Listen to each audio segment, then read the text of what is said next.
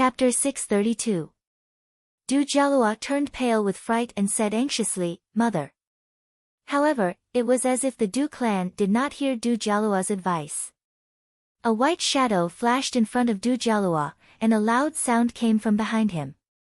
When Du Jialua looked over, the Du clan was no longer in front of him, and the wall behind him had been smashed open by the Du clan. Kai Yun's cry of surprise came from outside the house. However, before the cry could fade, it turned into a scream of shock and anger. When Du Jialua heard this, he hurriedly ran out of the house, only to see that the fence surrounding the courtyard had already been torn to pieces. Two figures, one gray and one white, were chasing each other in the air. Every time the two figures passed each other in the air, a series of explosive sounds would be heard.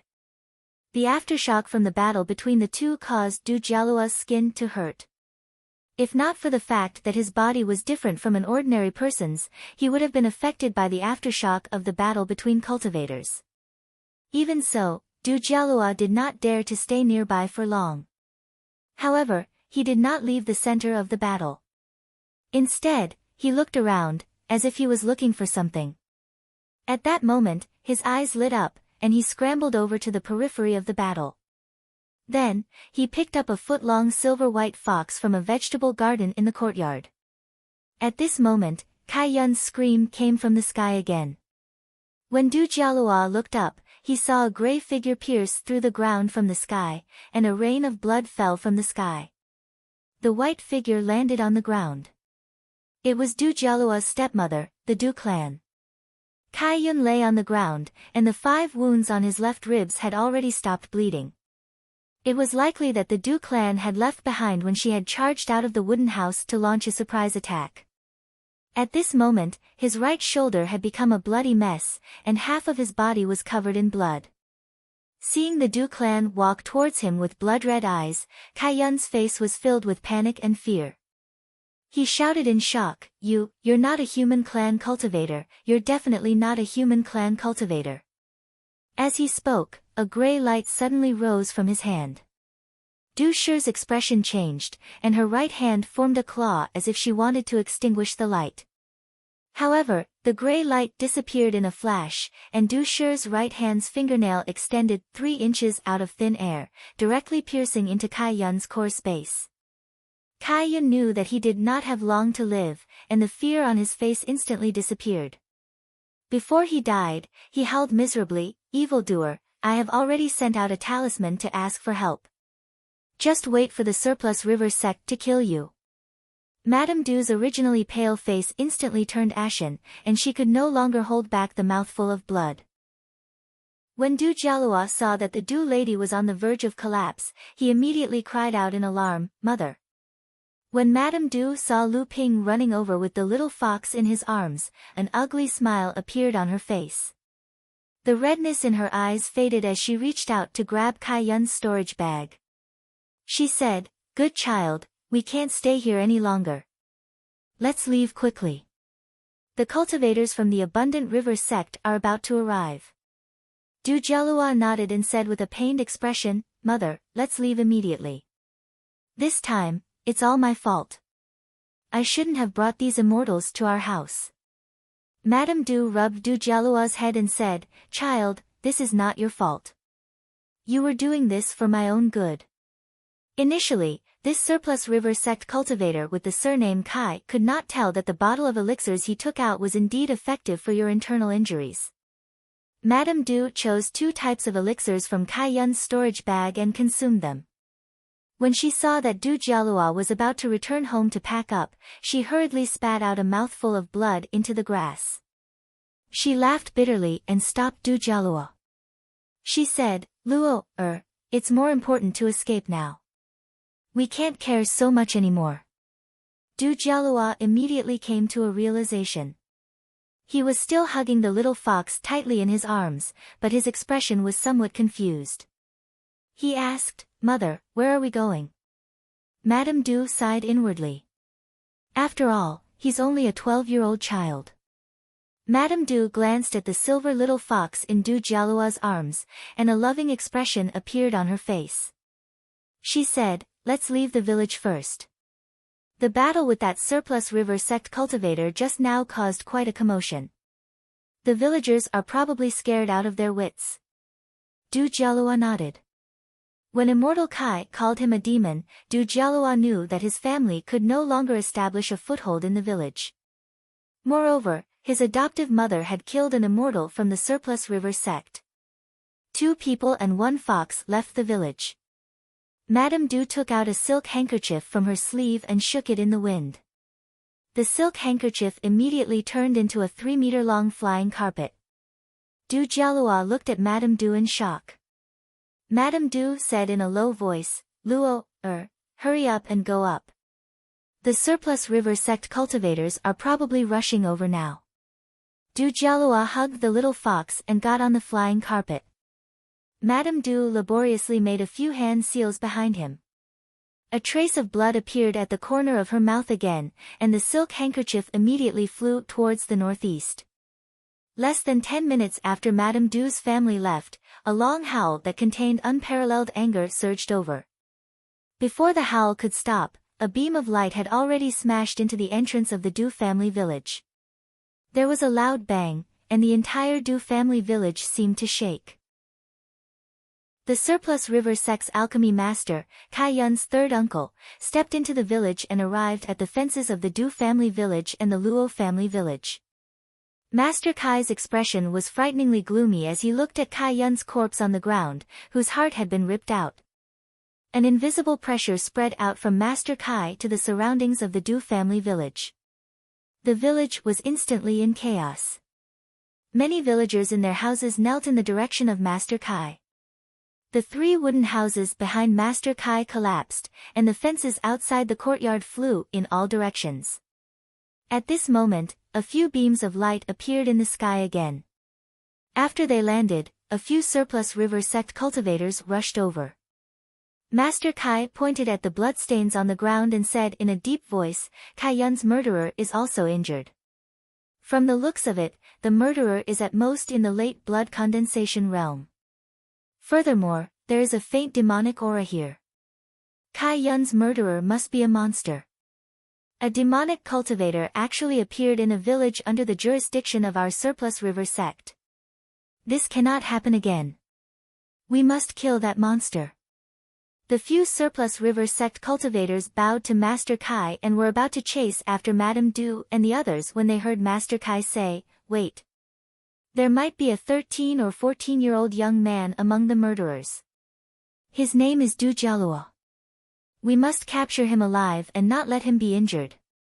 A few beams of light rose from the Du family village and met up with a dozen beams of light that flew over from the direction of the surplus river sect.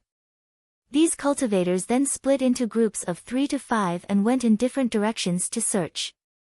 Du Jialua stood on the flying carpet and looked at the mountains and rivers under his feet rapidly moving backward. He said happily, "Mother, I didn't expect you to be even more powerful than an immortal." The little silver fox in Du Jialua's arms had also woken up. However, its expression was abnormally dispirited. It curled up in Du Jialua's arms and did not move at all. When it heard Du Jialua's words, the little fox seemed to have thought of something. It did not care about its internal injuries and gently wiggled its furry head. It looked under Du Jialua's arm at Madame Du, who was behind him. Du Jialua could feel the little fox's uneasiness in his arms. He followed the little fox's gaze and looked at Madame Du. He immediately exclaimed, "Mother, what's wrong?" Madame Du's face was as pale as a sheet. However, she was still trying her best to maintain the technique in her hands. When she heard Du Jialua's exclamation, Madame Du could no longer hold on. She spat out a third mouthful of blood and the flying carpet wobbled and fell to the ground. Madame Du used all her strength to land the flying carpet on the ground. Du Jialua placed the little fox in his arms on the shrunken silk handkerchief. Then, he quickly walked towards Madame Du, who had collapsed to the ground. When Madame Du saw Du Jialua walking towards her, she hurriedly said, "Luo, I can't walk anymore. Hurry and leave with your younger sister. The cultivators from the Abundant River sect will catch up soon. If you want to leave, we'll leave together." The stubborn Du Jialua helped Madame Du, who had collapsed to the ground, up. He prepared to carry Madame Du on his back and leave. Just as Du Jialua carried his adoptive mother, 3 streaks of light suddenly streaked across the sky. A long laugh resounded. "Haha, it's here. Evildoer, let's see where you can run to this time." Madame Du, who was originally too weak to get up, suddenly found the strength to stand up from Du Jialua's arms. Her pale face suddenly turned bright red, and she seemed to be in high spirits. Du Jialua hurriedly carried the little fox, who was lying on the ground, and picked up the silk handkerchief on the ground. In the blink of an eye, 3 rays of light appeared. A cultivator in his 30s led 2 other cultivators over. Madame Du looked at them. Although she tried her best to remain calm, her heart was already filled with despair. A core forging cultivator. The core forging cultivator from the Abundant River sect first looked at Du Jialua and the little silver fox in his arms. Then, he carefully sized up Madame Du. There was a strange look in his eyes as he said, "Who are you? Why are you with a demon?" "Humph." Madame Du snorted coldly but did not say a word. She only stared coldly at the core forging cultivator from the Abundant River sect. When the core forging cultivator from the Abundant River sect saw that Madame Du was not speaking, he hesitated for a moment. Then, his expression changed. Suddenly, he snorted coldly, and the aura of a core forging cultivator surged out. He said loudly, "Why are you so rude? Are you looking down on the Abundant River sect?" Previously, Madame Du had used a mystic technique to make the core forging realm cultivators of the Yinghe sect appear cautious when they saw her. In reality, Madame Du was already at the end of her rope. Just as the core forging realm cultivators tried to probe her, Madame Du was immediately exposed. She could no longer withstand the spiritual force attack of the core forging realm cultivators of the Yinghe sect. She fell to the ground once again, but this time, she could no longer stand up.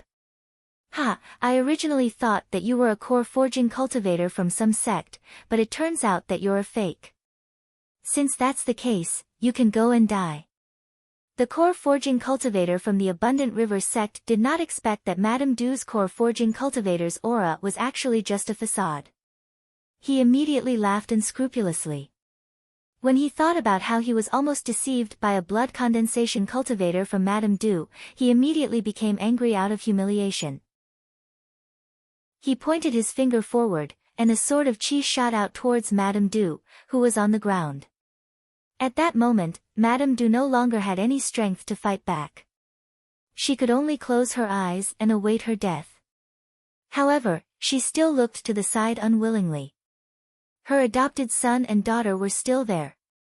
However, just as Madame Du turned her head to look at her son and daughter one last time, she saw Du Jialua suddenly take out a golden talisman from his robes and tear it. A talisman treasure. Where did Jialua get this talisman treasure? Before Madame Du fainted, she was extremely curious as to why her adopted son would have a talisman treasure on him. Moreover, from the color of the talisman treasure, it was obviously a talisman treasure from a late-stage core forging cultivator. However, the Abundant River sect cultivator's cultivation had also reached the core forging stage. How effective could Du Jialua's talisman treasure be? However, Madame Du could no longer see the result of the talisman treasure. Just as the golden talisman treasure in Du Jialua's hand turned into a sky full of golden sword qi and swept towards the Abundant River sect cultivators, Madame Du had already lost consciousness. The Abundant River sect cultivator did not expect a mortal youth to have a talisman treasure that was obviously from a late-stage core forging cultivator. He also did not expect this mortal youth to be able to activate the talisman treasure in his hand. What was even more unexpected was that this late-stage core forging cultivator's talisman treasure was actually so powerful. Even though the Abundant River sect cultivator could tell that the golden talisman treasure was extraordinary the moment Du Jialua took it out, he did not take it to heart. Firstly, it was not easy to activate a talisman treasure. The cultivator's cultivation had to be at least at the blood condensation realm.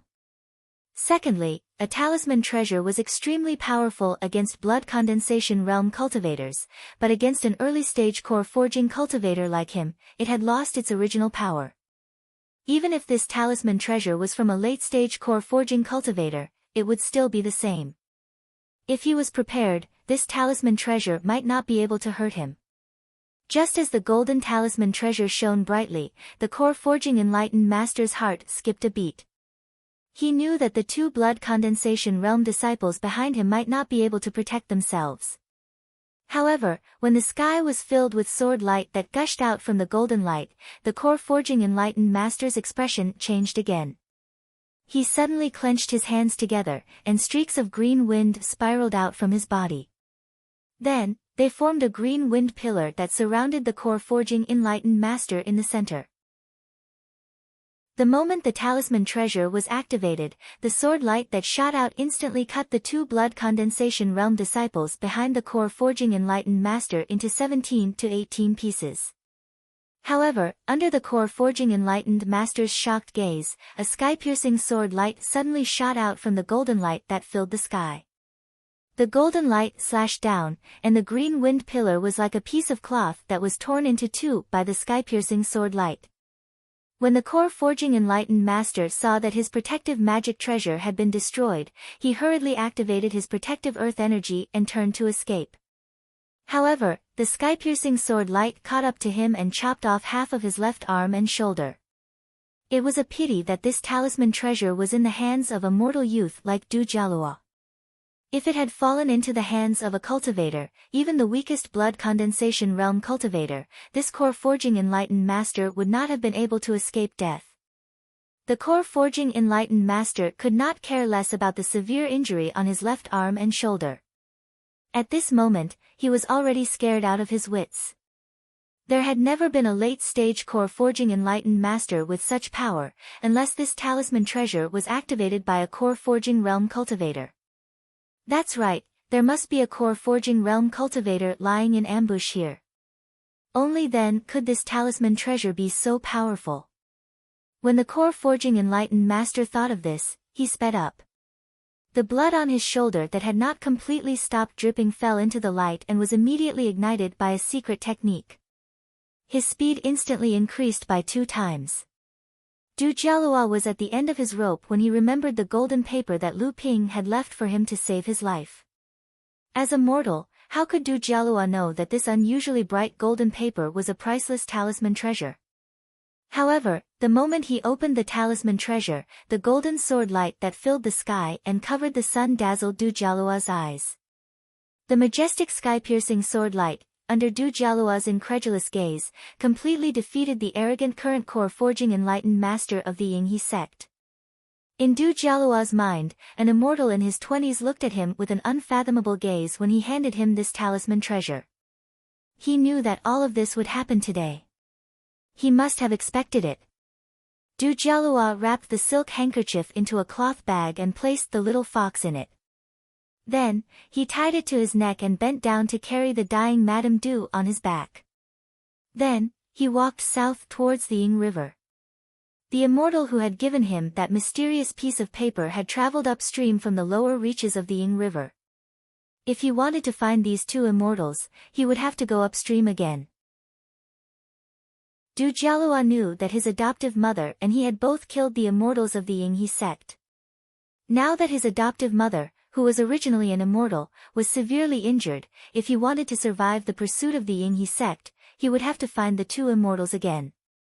After the Yingtian sect was destroyed, the Yingtian dojo went missing.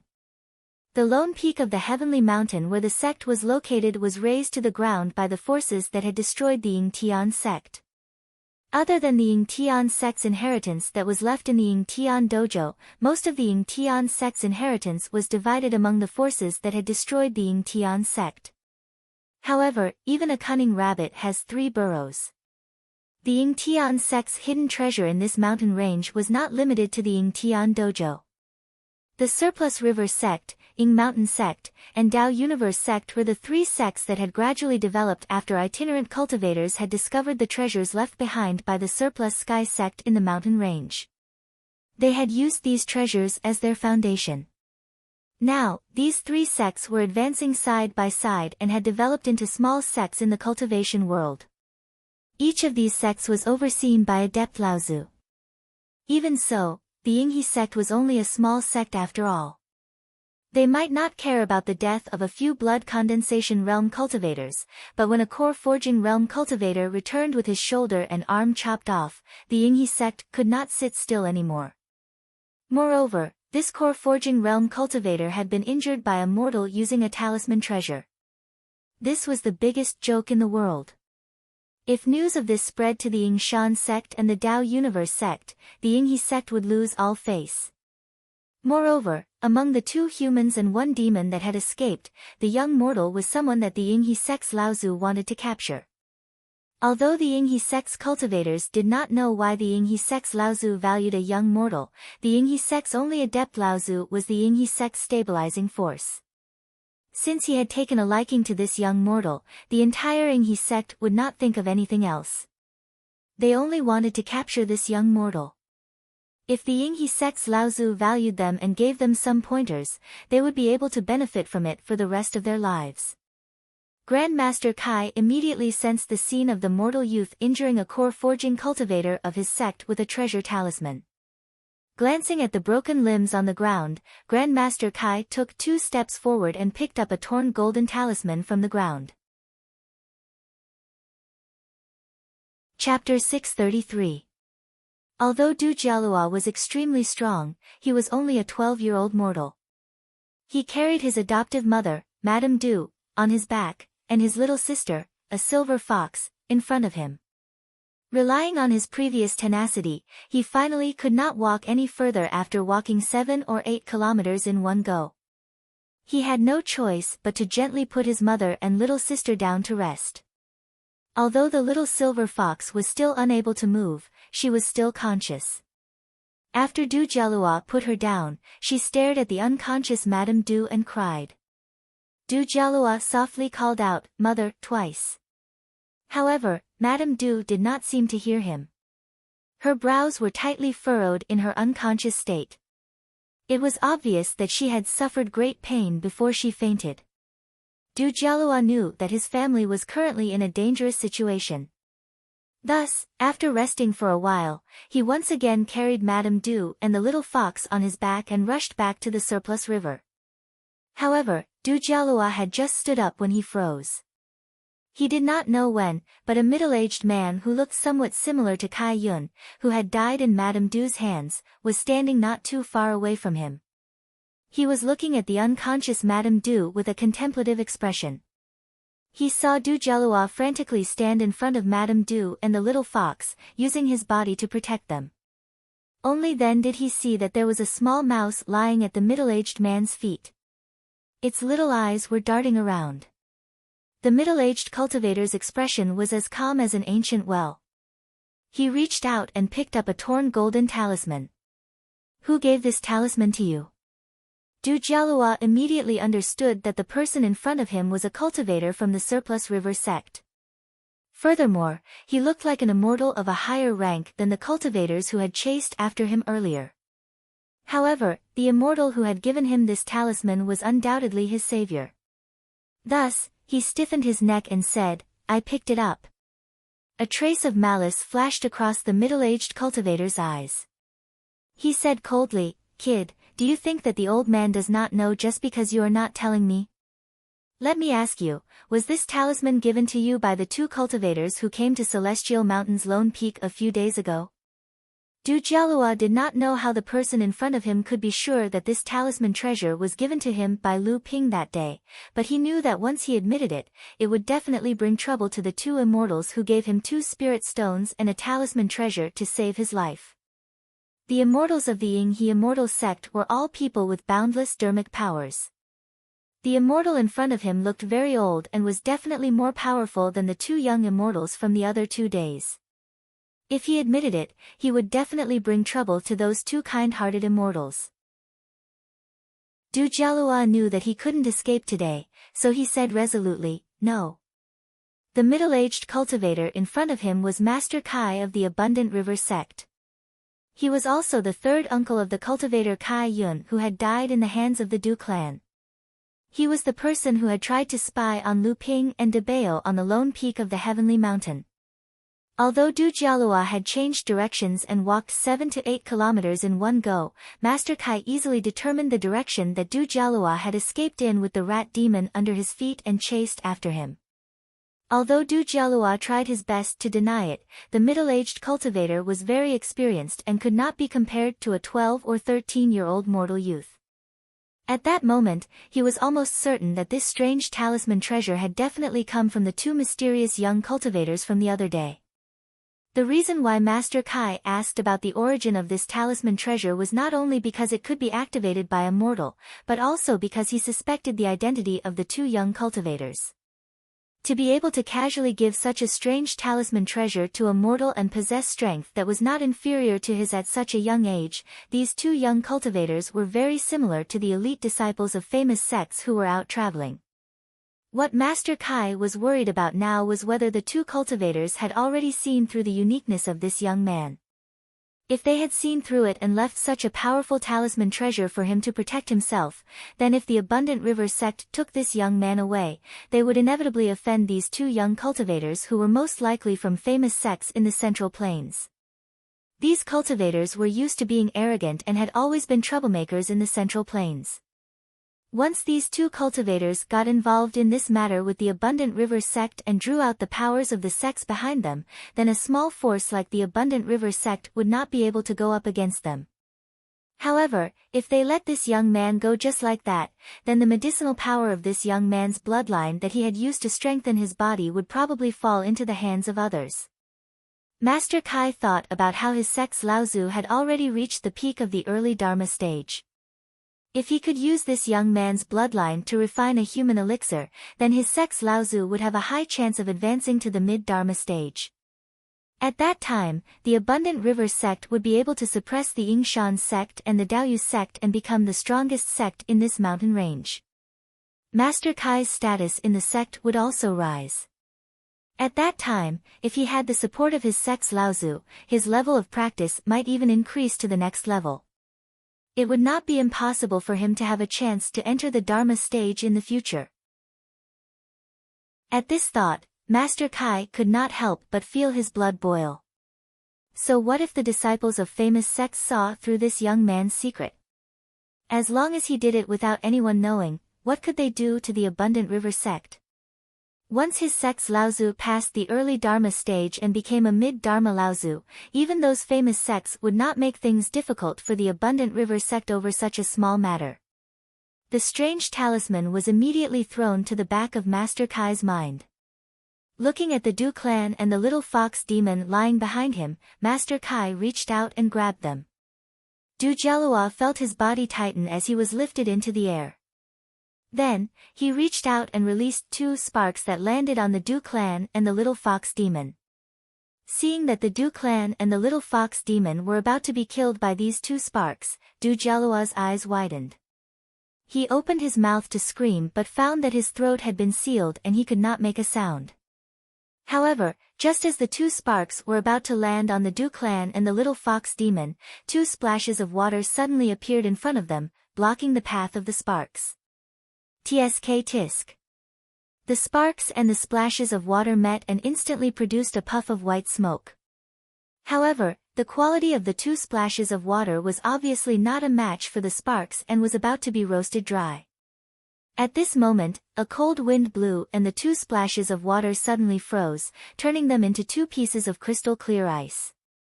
They finally came to a stalemate with the two sparks. Who is it that wants to go against the Abundant River sect? Master Kai's expression changed and he immediately shouted. At the same time, he used his divine consciousness to scan the surroundings but did not discover anything. This made Master Kai, who had been trying his best to maintain his composure, feel his heart sink. Hee, sister, look, there's a little fox and a little mouse here. They're so cute. Master Kai looked over and saw a beautiful little girl about 10 years old suddenly appear not far behind the Du clan. Master Kai's heart froze. A demon. Only when a demon reached the core forging stage and took human form could they still look like a child. This was because the lifespan of demon cultivators was naturally longer than that of human cultivators. They often cultivated for tens or hundreds of years, but compared to their long lifespans, they were still in their childhood. However, what Grandmaster Kai did not notice was that when the little girl appeared, the little fox demon lying next to Madame Du shrunk back unnoticeably. Meanwhile, the little white mouse at his feet lay on the ground and trembled. A cold wind blew from behind Master Kai. Master Kai cursed inwardly and quickly dodged to the side. At the same time, a large bronze cauldron floated out of his chest.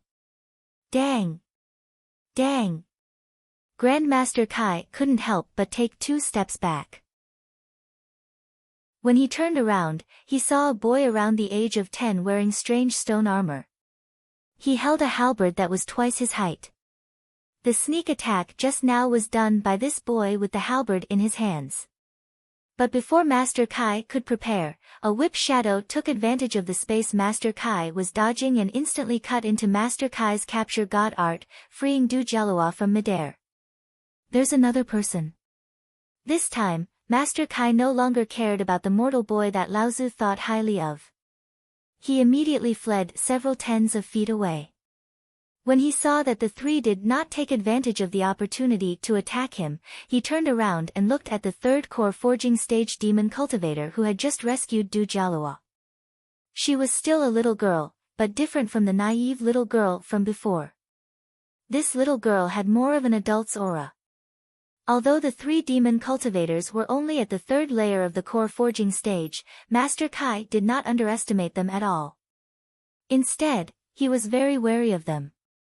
It was not only because of the strength that the 3 of them had displayed just now, but also because Master Kai could not see through the 3 demon cultivators at all.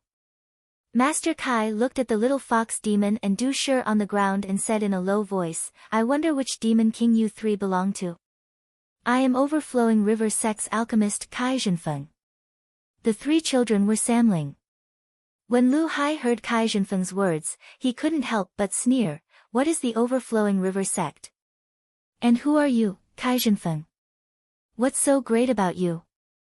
Kai Zhenfeng's face flashed with anger, but he immediately restrained himself and said, "I am indeed not that great. However, my martial uncle is Changhe Laozu. I believe the demon king that the 3 of you serve knows about this." Lu Ling giggled and was about to say something, but she was interrupted by Lu Bai. She said, "Ling, can't you tell that Alchemist Kai is stalling for time? The cultivators from the Surplus River sect who are supposed to receive him should be arriving soon." Lu Linger pursed her lips unhappily, but she didn't say anything else. Kai Zhenfeng laughed dryly. Just as he was about to say something, Lu Bai spoke first, "Mr. Kai, we have no intention of making things difficult for you or your sect. However, we will be taking these 3 people away today. I believe Mr. Kai will not have any objections." Kai Zhenfeng looked at the Samling, who were walking towards him in a triangular formation. He had no confidence that he could defeat the 3 of them. Although he was a 5th-layer core forging stage cultivator, he was still an alchemist. His strength was not considered strong among cultivators of the same level. Kai Zhenfeng looked at the Samling, who was glaring at him like a tiger watching its prey. Then, he looked at Du Jialua, who was standing in front of the unconscious Madame Du and the little fox demon. Kai Zhenfeng did not know what to do. When the Samling saw that he was not speaking, he thought that Kai Zhenfeng was stalling for time again, so he quickly approached him.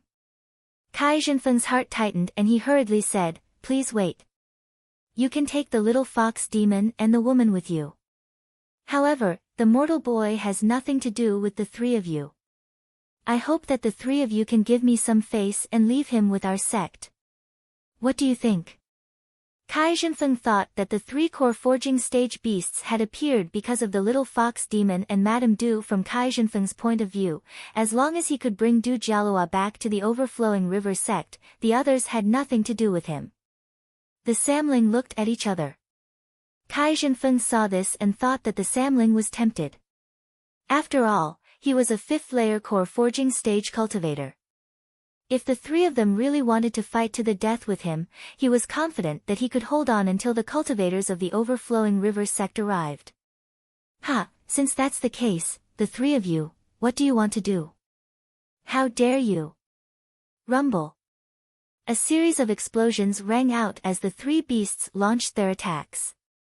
Kai Zhenfeng, who had originally thought that the situation was no longer a big deal, was caught off guard. He didn't expect that the three early core forging realm beasts in front of him would have such tyrannical strength when they joined forces. For a time, he was beaten back by the three beasts and was in a very sorry state. Originally, Kai Zhenfeng thought that his conditions were enough to tempt the Samling. However, he did not expect that the Samling's purpose was to come for the mortal Du Jialua, not the little fox demon and Madame Du, who was lying on the ground. The Samling's minds were interlinked. When they attacked, they cooperated with each other, especially Lu Linger. She usually acted like a spoiled child in front of Lu Ping, so she had obtained several magic treasures from Lu Ping. It could be said that apart from Debao, Lu Linger had the most magic treasures among Lu Ping's spiritual pets. In addition, she had integrated part of the inheritance of the Ice Dragon clan through the Ice Dragon Pearl. Her strength could be said to be the best among the Samling. Although Lu Hai did not have as many magic treasures as Lu Linger, he cultivated water attribute skills, so he received the most pointers from Lu Ping. Lu Hai was a solid person and all his efforts were spent on cultivation. If Lu Linger did not win with magic treasures, Lu Linger might not be Lu Hai's match even if she became the leader of the Ice Dragon clan. Among the Samling, Lu Bai, who was the eldest sister, was the weakest. However, when the Samling joined forces to fight against the enemy, Lu Bai was often the link between Lu Hai and Lu Linger. She was the link between the Samling and the Samling as a whole. She was also the key to the Samling's ability to challenge mid-stage core forging stage cultivators. It could be said that Lu Bai was the true core of the Samling. The more Kai Zhenfeng fought, the more shocked he became. Initially, he thought that even if he was not a match for the three Fey cultivators, it would not be easy for them to defeat him with his mid-stage core forging stage cultivation. As long as he could hold the three of them back, when the reinforcements from the Yinghe sect arrived, it would not be up to the three of them. However, after Kai Zhenfeng started fighting with the Samling, he quickly became unable to attend to one thing and lose sight of the other. The pill cauldron on top of his head was hit by the Samling's continuous attacks. Every time it rang, Kai Zhenfeng felt a heart-wrenching pain. These were the only 3 high-grade pill cauldrons in the Yinghe sect. Now, he was using them as a defensive magic treasure to resist the continuous attacks of his opponents. If the other alchemists in the sect found out about this, they would definitely join forces to complain about him to Chang He Laozu. Escape, he had to escape. If this went on, even if he could hold on until reinforcements arrived, the pill cauldron on top of his head would be destroyed. Even if he offered the mortal boy to Laozu, it would only be a good deed. If someone else slandered Chang He Laozu, this deed might become a sin. Kai Zhenfeng made up his mind.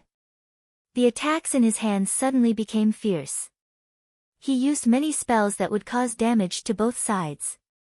However, his gaze became erratic. He started to observe the situation around him and prepared to escape when the opportunity presented itself. Samling was very intelligent.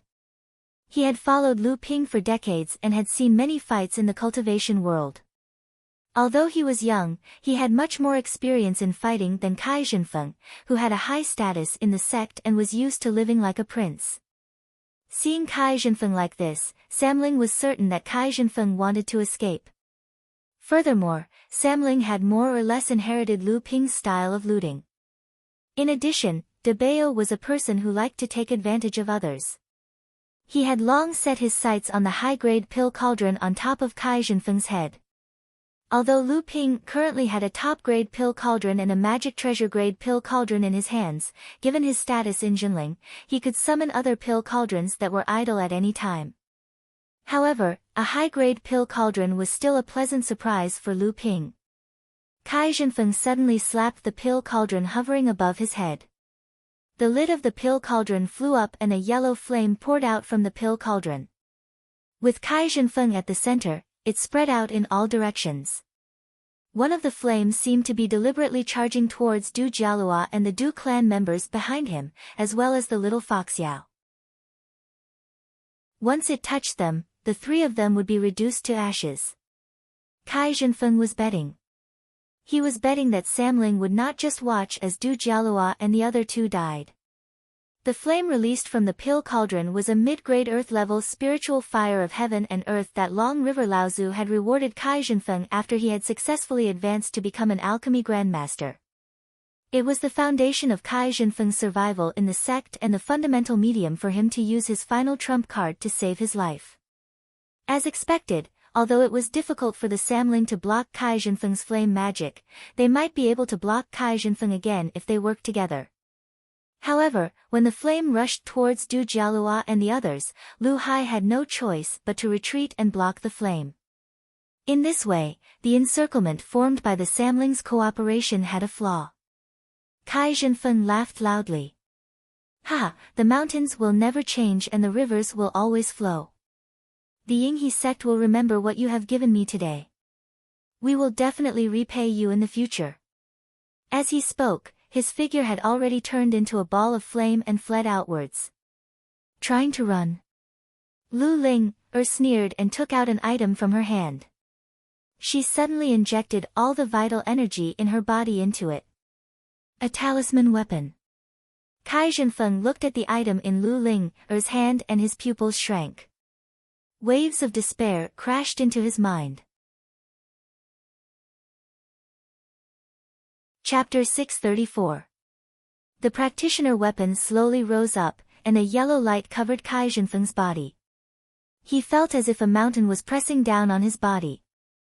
Kai Zhenfeng used all the true essence in his body to break free, but it was difficult for him to fly away. Kai Zhenfeng had no choice but to use the elixir furnace that was floating in the air to hit Lu Linger.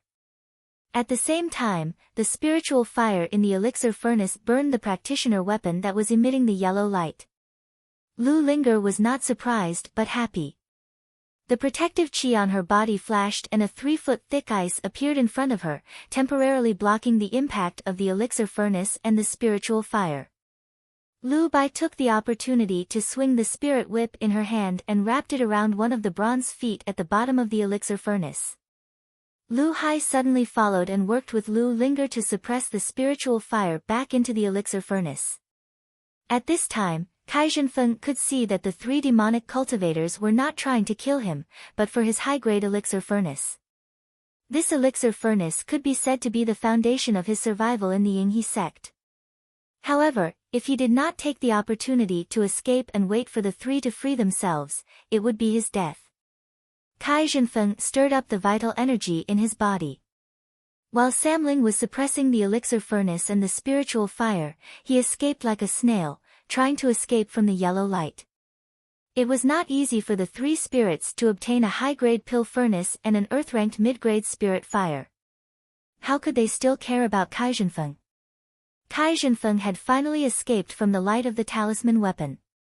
He did not dare to turn back and immediately fled in the direction of the Abundant River sect.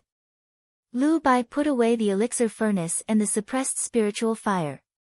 Lu Hai scratched his head and asked curiously, "Linger, didn't father give this practitioner weapon to Brother De Bao? How did you get this talisman weapon from him?" Lu Linger smiled proudly and said, "You don't have to worry about that. In short, I have something on Brother De Bao. If he does not give it to me, I will tell father about his embarrassment." At that time, Lu Bai looked at the somewhat at a loss Du Jialua and said, "All right, I have more or less completed the task that father instructed me to do. We should not stay here for long. We need to leave this place quickly." As she finished speaking, Lu Bai directly swept the spirit whip in her hand, and the Du clan was wrapped within it. Du Jialua's expression became anxious, but before he could do anything, Lu Hai, who was at the side, picked him up. The remaining little fox demon giggled and picked up the little fox demon who was curled up on the ground, trembling all over. Samling was about to rise into the conveyance light when he heard Lu Linger say with a smile, "Oh, I almost forgot that there is a little guy here. Take him back. Maybe Brother de Bao will like him." When Du Jialua looked over, he saw a piece of ice suddenly appear under the feet of a silver-white mouse that was about to escape. The little mouse tumbled on the ice, but it could not escape the restraints of the ice. In the end, it seemed to realize that it could not escape. It could only tremble all over and look pitifully at Samling, who was already floating in the air. Lu Linger giggled, and the little mouse flew backwards. It bared its fangs and brandished its claws in the air, and then landed in Lu Linger's conveyance light. On the side of Ing River, 3 conveyance lights descended. Samling, Du Jialua, and the others appeared on the shore of Ing River. Lu Bai frowned and looked at the sky in the distance behind her. She saw several conveyance lights streaking across the sky, approaching from afar, chasing in the direction of the 3 of them. Lu Bai knew very well that this mission was actually a process that Lu Ping used to test them. If they did not succeed this time, it was likely that Samling would not be able to leave Lu Ping's sight for a long time. Although Samling did not want to leave Lu Ping, they were eager to grow up, eager to be recognized by Lu Ping. If they could not even complete this small task, even if Lu Ping did not say anything, Samling would feel extremely disappointed. Lu Bai turned around and said, "Linger, you take the 3 of them and leave first. Second brother and I will hold them off for a while." Before Lu Linger could speak, a whirlpool suddenly appeared in the middle of Ing River. Then, a giant turtle with a shell of at least 3 meters in diameter suddenly floated up from the river. Lu Linger said happily, "Brother Daguay, did father ask you to come and help us?" This giant turtle was Lu Daguay's original body. The giant turtle nodded at the 3 of them and then approached the river bank. Lu Linger clapped her hands and said with a smile, "That's great. Brother Daguay, you should take this boy, his mother, and sister back to father's cave residence first. By the way, there is also this little mouse. It looks like a spirit-seeking mouse. I think Brother de Bao will like it."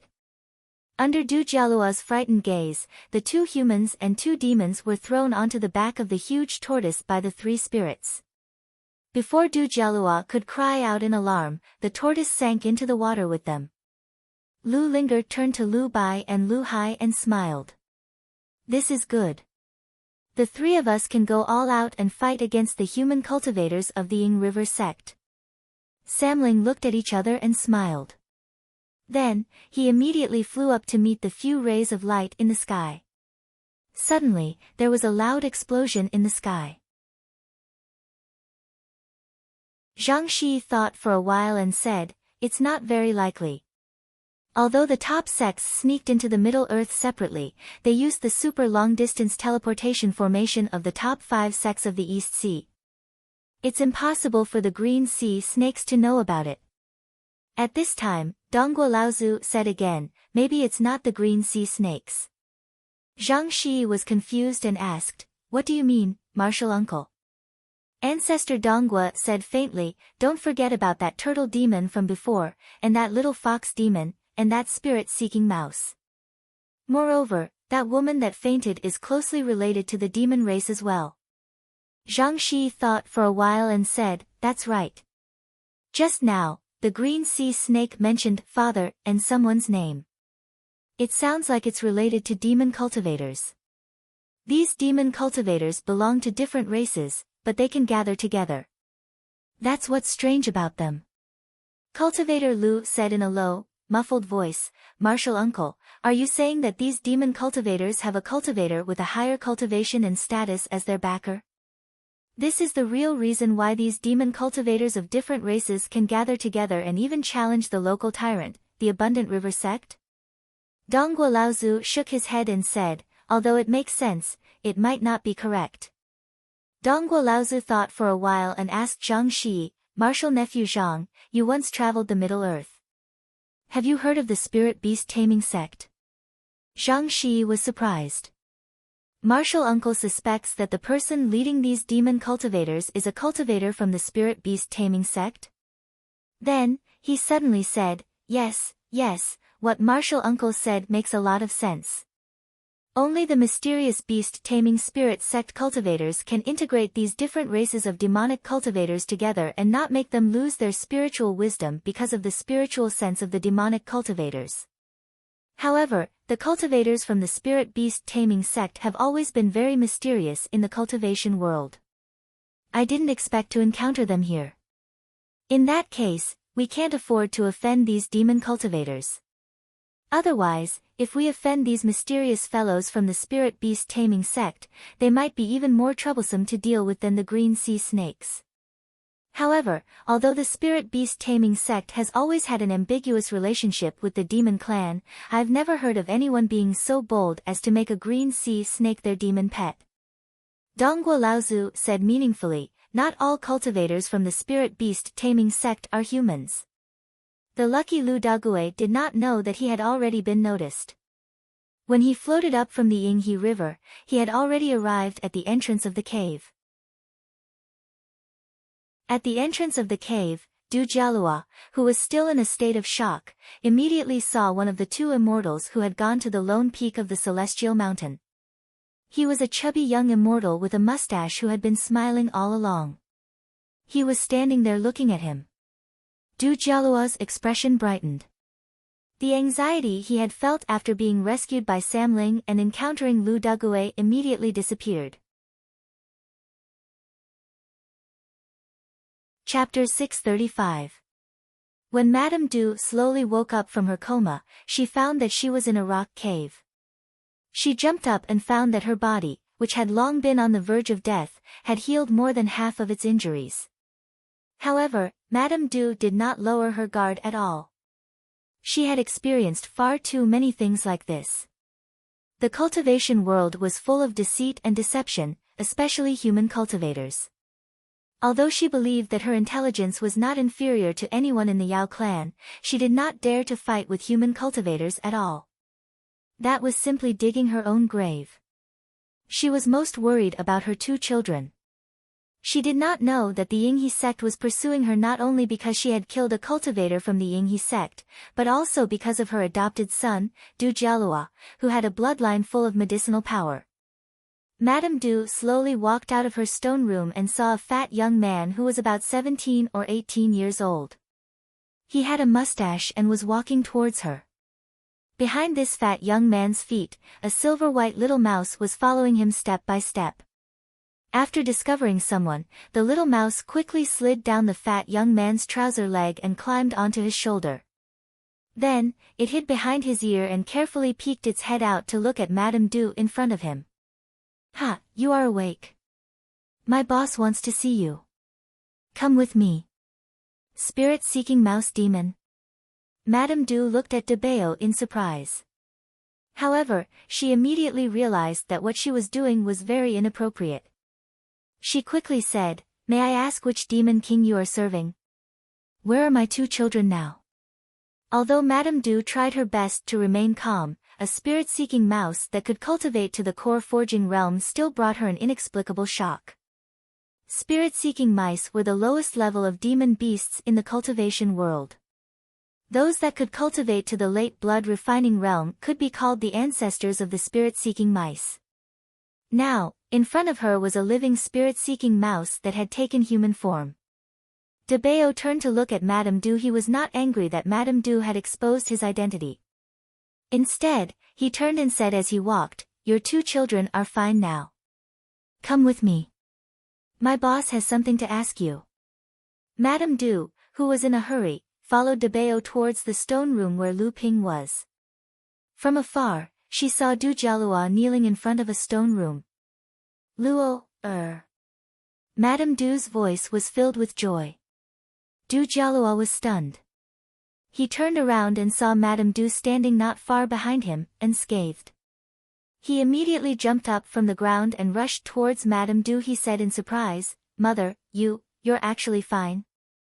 Madame Du looked at the smiling Debeo and immediately understood. Du Jialua was kneeling on the ground. Clearly, he was begging the mysterious boss to save him. As expected, Debeo said with a smile, "Your filial piety is commendable." When he saw that you were on the verge of death when you were rescued and brought back to the abode, he begged my boss to save you.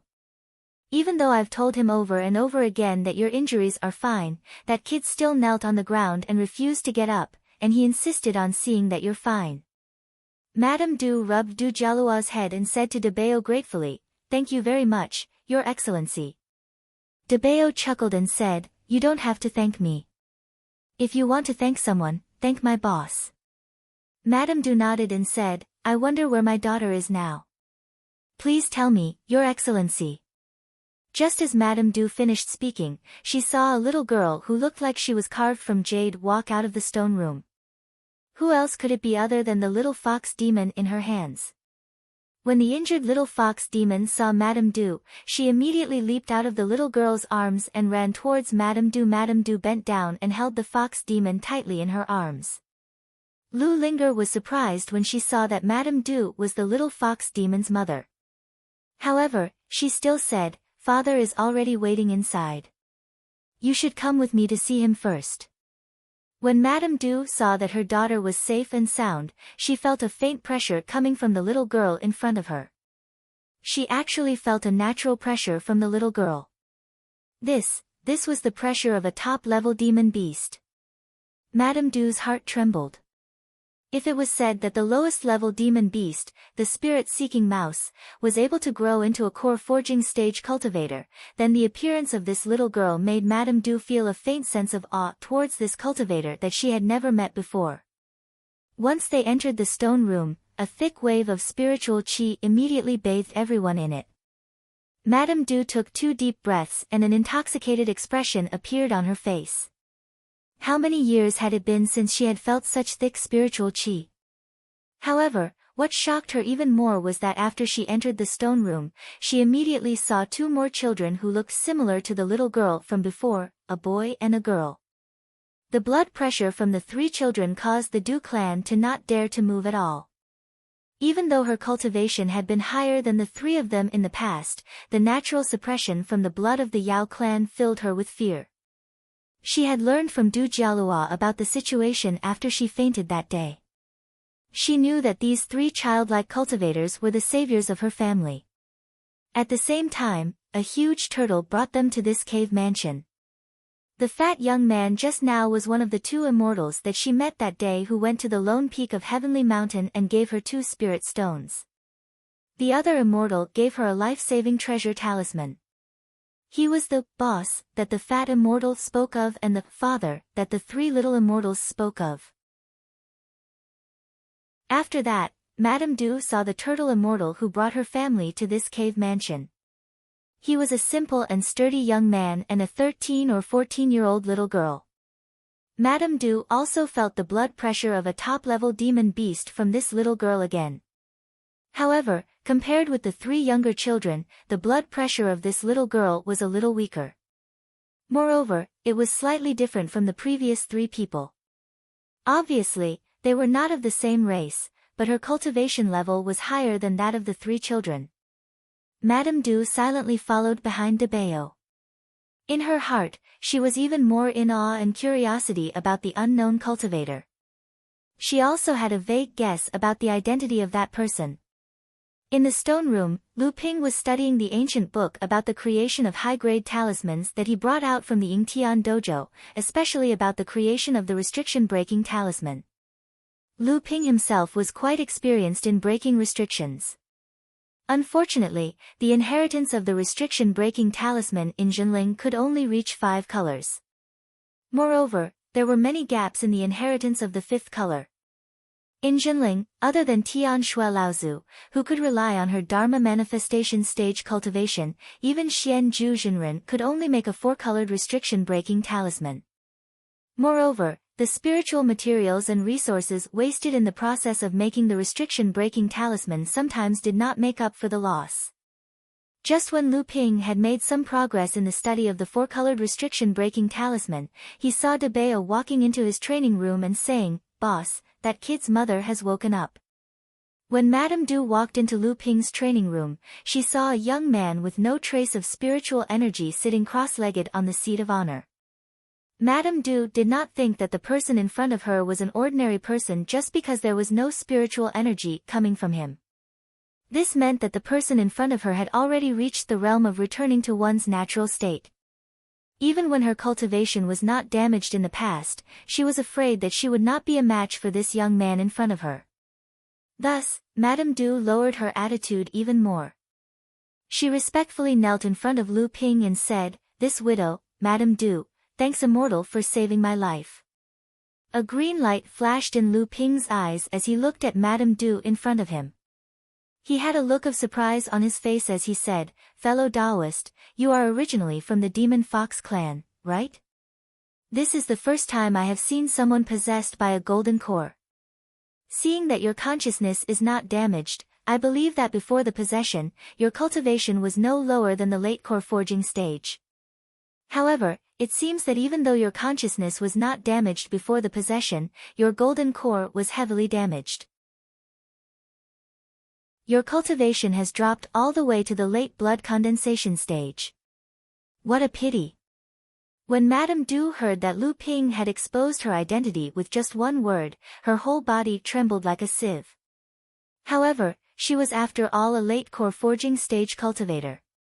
After a while, she calmed down and said, "I am confident that my Demon Fox clan's secret technique will not be seen through by cultivators below the Dharma realm.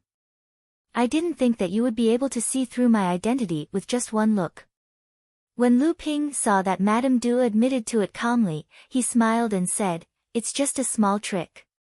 It's just that this is the first time I have seen someone possessed by a Demon Fox clan, so I can't help but be a little curious.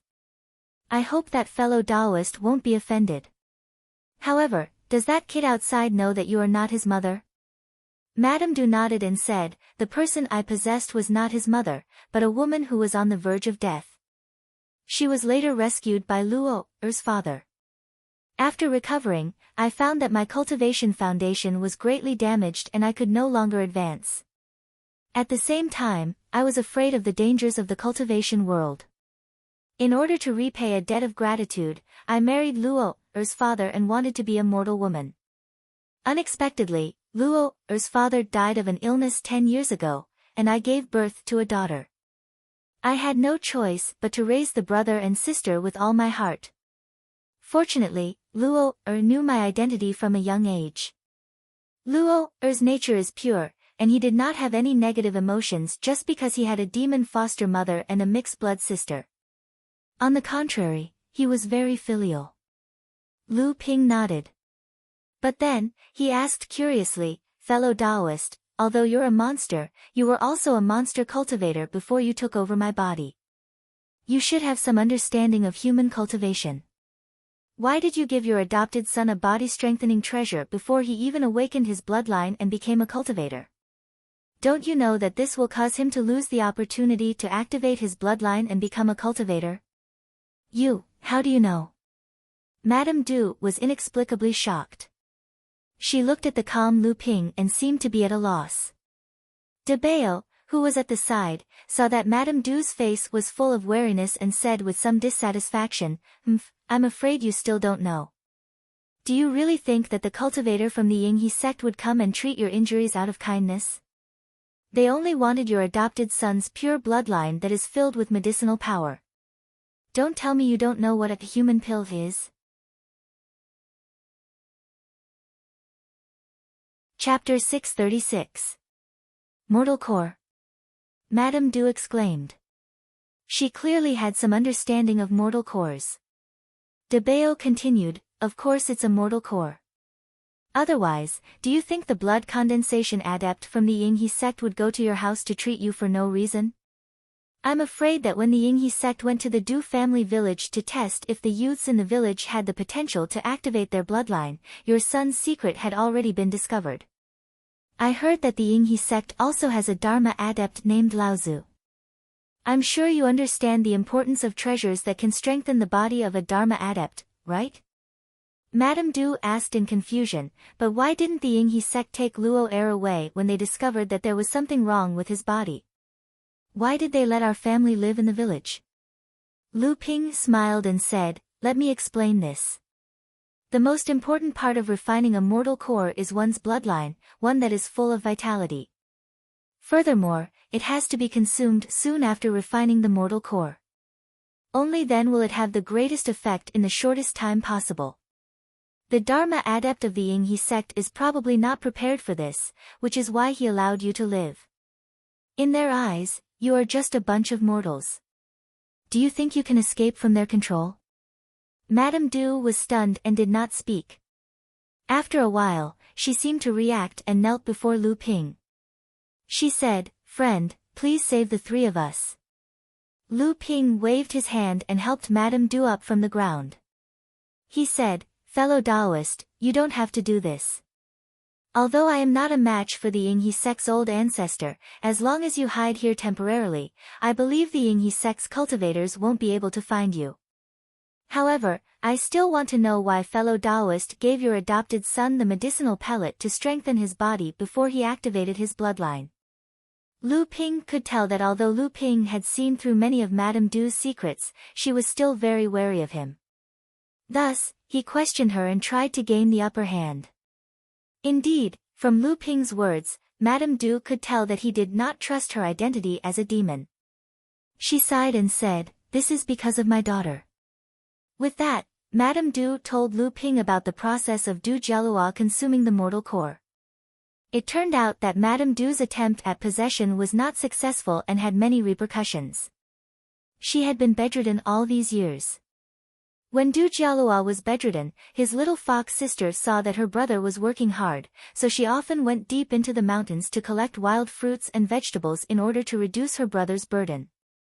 However, during this process, the little fox demon had mistaken some kind of mortal core as a wild fruit for Du Jialua to eat. Du Jialua did not know what was going on, and after eating it, he fell unconscious for 3 days before waking up. After waking up, the most obvious effect was that his strength had increased greatly. A 10-year-old child's strength was actually comparable to an adult man's. Moreover, as he grew older, the medicinal power hidden in his blood was constantly being absorbed, causing his strength to increase. At this moment, Madame Du also realized that something was wrong. Under Madame Du's questioning, the siblings told her what had happened. Madame Du did not know if she should feel regret or rejoice, but she also realized that this matter must not be leaked.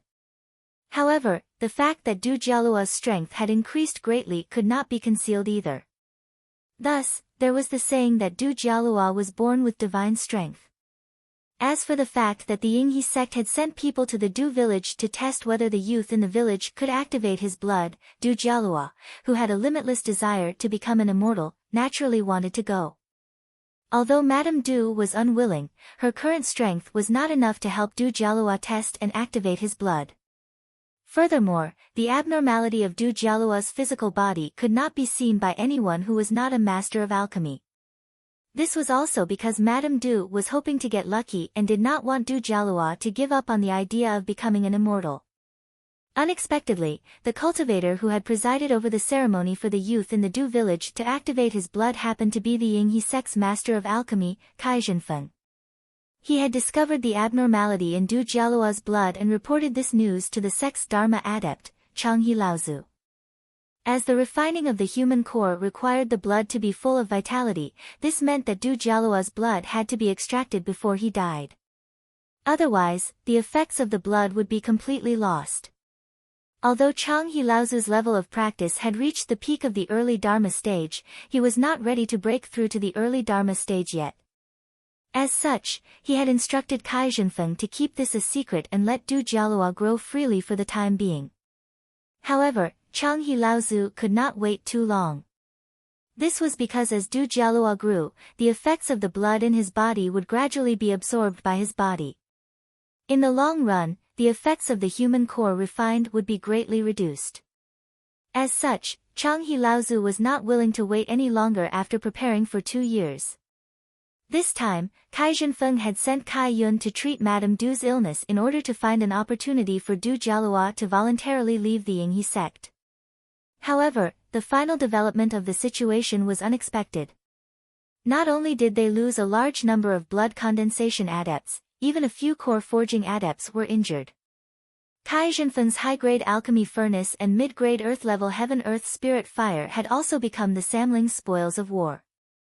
Lu Ping looked at Madame Du, who was standing below him. He thought for a moment and said, "Actually, it's not impossible to activate that kid's blood." Madame Du raised her head and looked at Lu Ping, as if she wanted to see if Lu Ping was speaking the truth from his eyes. However, Lu Ping's deep gaze was like a deep pool of water. Madame Du could not see any clues from Lu Ping's expression. She could only ask, "Is what you said true?" On the side, De Bao saw that Madame Du actually dared to question Lu Ping's decision and said in dissatisfaction, "Woman, you're being unreasonable. You should know that my boss is a grandmaster alchemist. If he says your son's bloodline can be awakened, then it can be awakened." Madame Du's eyes lit up when she heard that Lu Ping was a grandmaster in alchemy. However, Lu Ping saw a trace of hesitation in her eyes. He stopped De Bao and said, "Consuming a spirit item that strengthens one's body does not mean that he can't perform the bloodline activation ceremony. It just makes it more difficult. However, performing the bloodline activation ceremony does not mean that he can detect a suitable bloodline for cultivation. You have to make this clear first." Madame Du hesitated for a moment before nodding. Seeing that Madame Du was so untactful, De Bao could not help but snort coldly again. Lu Ping smiled at De Bao and said, "It seems that she really treats that kid as her son. Her hesitation is not because she does not believe me, but because she is afraid that I will refine her son into a human pill, like the cultivators from the Yinghe sect." Madame Du's expression became calm after Lu Ping saw through her thoughts. However, she heard De Bao sneer. When she looked up, she saw that Lu Ping had a box in his hand. At the same time, he instructed De Bao to call Du Jialua in. Lu Ping opened the box and said, "I'm sure you're aware that there are only a few types of medicinal pellets that can strengthen one's body. Consuming more than 3 of them is a waste. Based on my previous judgment, the spirit fruit your son consumed might be the same one in this box." At this moment, Du Jialua followed Lu Ping in from outside the stone room. When he saw the azure wood pure jade fruit that Lu Ping opened the box, he was stunned. Lu Ping saw Du Jialua's expression and smiled at him. "How is it? Have you seen this fruit before?" Madame Du did not wait for Du Jialua to answer. She suddenly kowtowed again and said sincerely, "Please help to activate Luo's bloodline." Du Jialua was a little confused at first, but when he saw Madame Du kowtowing to Lu Ping and heard what she said, his mind was in a mess. Could it be that he could activate his bloodline? Didn't the immortals from the Yinghe sect say that he could not activate his bloodline? However, Du Jialua was a quick-witted person. He immediately kowtowed to Madame Du and said, "Master, please take pity on me and help me activate my bloodline." De Bao looked at the mother and son and chuckled. "Brat, you sure have a good plan." In the future, when Du Jialua's cultivation is successful, I will treat it as his opportunity and let him explore it on his own. Chapter 637. The Yingtian sect was a famous sect in the past and had almost unified the entire mountain range. The lone peak of the Heavenly Mountain was merely the location of the Yingtian sect's headquarters. Lu Ping did not find it strange that the Yingtian sect had set up several heritage mystic realms in this mountain range. After all, a large sect like the Zhenling sect would not put all their eggs in one basket. As for the 3 sects that were established in this mountain range, they had actually started to grow after discovering the Yingtian sect's inheritance secret realm thousands of years ago. What puzzled Lu Ping was that after thousands of years of exploration, apart from Yingtian sect's dojo, there was actually a mystic realm in this mountain range that had been passed down without being discovered by anyone. While Lu Ping was amazed at the Du clan's luck in discovering the Yingtian mystic realm, he was also surprised at the Yingtian sect's rich heritage. Under the Ying River, Lu Ping once again swam up the river with the jade water moon pearl hanging above his head. He headed towards the source of the Yingtian sect's training grounds. Lu Ping swam upstream from the bottom of the Ying River instead of flying towards the source of the river from the sky. This was to hide his tracks. After all, the three sects in this mountain range all had the existence of Laozu. De Bao and Lu Ping were still standing within the protective shield. Now that De Bao's cultivation level had increased, his fear of water was no longer as obvious. "Boss, are you really going to perform the bloodline activation ritual for that kid? What if his bloodline is unable to reach the standard of cultivation after the activation? Wouldn't it be a waste? That kid's body is as strong as a magic weapon. To activate his bloodline, we will need to spend a lot of spiritual materials and elixirs." De Bao seemed to still be brooding over the fact that he had wasted so many cultivation resources to activate Du Jialuo's bloodline. Lu Ping said nonchalantly, "Even though it is several times more difficult to activate, it is nothing to us." Seeing that Lu Ping did not understand his meaning, De Bao said, "Boss, don't tell me you are not interested in that kid's bloodline? That is a mortal core that can strengthen the body." Unlike human cultivators, Yao cultivators did not feel too disgusted by the act of devouring their own kind. It was simply the law of the jungle. This was a common occurrence among the Yao race. And that was because De Bao was the one asking the question. Thus, he had learned to be tactful. If it were the Samling, he would probably be even more direct. Lu Ping smiled and said, "First of all, this brat's bloodline doesn't mean much to me. I've already taken the golden firmament pill and the bone forging pill. I also have a golden firmament fruit tree, an azure wood pure jade fruit, a 9-segment white jade lotus root, and 6 9th grade white jade lotus seeds. Furthermore, celestial phenomenon Laozu once said that this kind of person who was born with a strong body, or rather, before they started cultivating, after entering the world of cultivation, as long as their talent is not too bad and they are hardworking in their cultivation, as long as they do not die prematurely, they will be able to break through to the Dharma stage. If we can take him in as a disciple of Jinling, our sect may have another Dharma adept in the future." De Bao twitched his mouth and said, "Boss, if that kid had met someone else, there is a high chance that he would be like the Yinghe sect and kill him to refine the elixir. After all, cultivating that kid into a Dharma adept would take a lot of time and resources, and there is no guarantee of success. But if you were to kill him on the spot to refine the elixir, he might be able to become a mid-Dharma adept in the future." Lu Ping smiled and did not speak. De Bao asked again, "Boss, when do you plan to take a look at the secret territory of the Yingtian sect that the Du clan mentioned?"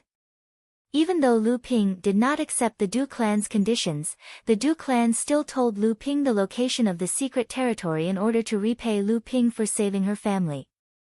Lu Ping naturally would not be unreasonable and promised that a portion of the treasures obtained from the secret territory would be left to Du Jialua and her daughter, the little fox demon. Lu Ping thought about it and said, "Let's go to the source of the Ying River first and see if we can open the Yingtian temple again." The Yingtian secret territory that the Du clan mentioned could not be discovered for so many years, so it should not be easily discovered this time either. After the trip to the Yingtian temple of the various sects in the North Sea is completed, we will then go to the secret territory with Uncle Jiang and the others. At the source of the Ying River, Lu Ping filled the earthen jar that looked gray and dull on the outside, but was actually a spiritual Dharma treasure, with water from the source of the Ying River. Then, he placed it into the groove. A day later, the sacrificial altar trembled once again as the spatial door opened. Lu Ping and De Bao quickly entered the spatial door. Then, the spatial door disappeared once again, and the gray earthen jar disappeared without a trace. Once again, they arrived at the space of the Yingtian temple. Everything inside was not much different from the last time Lu Ping had arrived. This time, Lu Ping was not in a hurry to find weak restrictions that he could break. Instead, he began to size up the various areas in the Yingtian temple that were covered by restrictions. He memorized the distribution of the various areas in the Yingtian temple, as well as the strength of the restrictions. This would be of great use to Jinling when he explored the Yingtian temple with the various sects in the North Sea. The Yingtian temple was actually distributed in concentric circles. In the middle, there was a grand hall that was covered in a thick layer of rainbow restrictions. When Lu Ping used the 3 pure ones to observe from the periphery, he discovered that the surface of the grand hall was covered in 7 rainbow restrictions. A total of 49 beams of light were circulating on the surface of the grand hall. The increase in the number of rainbow restrictions was not as simple as 1 + 1 = 2. If Lu Ping and his subordinates worked together, they could destroy 1 rainbow restriction. However, if 2 rainbow restrictions covered the same area, then even if Lu Ping and the others' strength was doubled, they would not be able to open it. Looking at the 7 rainbow restrictions in the distance, Lu Ping could not help but feel a little speechless. He did not know if the 10 early Dharma laws Laozu from the North Sea would be able to open this grand hall if they worked together. Surrounding and protecting this central grand hall were 3 smaller buildings that were covered in 6 rainbow restrictions. Unfortunately, just like the central grand hall, Lu Ping still could not clearly see what these 3 grand halls were used for. However, as the Yingtian temple was the most important inheritance ground of the Yingtian sect, there was no doubt that these 4 grand halls stored the most important inheritance manuals of the Yingtian sect. After that, it was not just the buildings that were covered by the 5 rainbow restrictions. In this area, Lu Ping saw a total of 4 buildings. There should be 6 areas covered by the 4-colored restriction, and 9 areas covered by the 3-colored restriction. However, one of them had already been broken, leaving only a remnant of the restriction light. Under the cover of the entire Yingtian dojo's formation, it was still emitting a faint light. It was likely that this restriction had been broken by ancestor Qingjian back then. There should be 12 buildings with 2 restrictions, but 5 of them had already been broken. This must have been done by Qingjian Laozu back then. The remaining areas were the outermost areas that were only covered by 1 restriction. Because these areas had weaker restrictions, they had been more thoroughly broken by Qingjian Laozu back then. Lu Ping could not tell how many areas there were in total. Previously, when Lu Ping broke through the 5 areas that were only covered by 1 array formation, he also found them in the gaps between areas that were covered by 2 or 3 array formations. From this, it could be seen that Qingjian Laozu was really not good at breaking restrictions. Otherwise, with his early Dharma stage strength, even if his strength was not considered too strong among the practitioners of the same level, he should not have only obtained such a result in the Yingtian temple. After memorizing the distribution and strength of the restrictions in the various areas of the Yingtian temple, Lu Ping once again carefully explored the temple. Other than the spirit herbs that De Bao had found, he had extracted another piece of growing soil from the soil where the spirit herbs were growing. Including the 3 pieces from before, he did not even have enough growing soil. After thinking about it, Lu Ping turned the growing soil into powder again and scattered it into the spirit herb garden in the gold house. Other than that, Lu Ping and De Bao did not find anything else. Feeling helpless, Lu Ping could only focus his attention on the 7 areas that were covered by the 2 rainbow restrictions. With a wave of his hand, he summoned Samling and the rest out of the gold house. De Bao said excitedly, "Boss, are we going to break the areas covered by the 2 restrictions?" Lu Ping opened a treasure box that he had obtained previously from his storage ring and took out a talisman.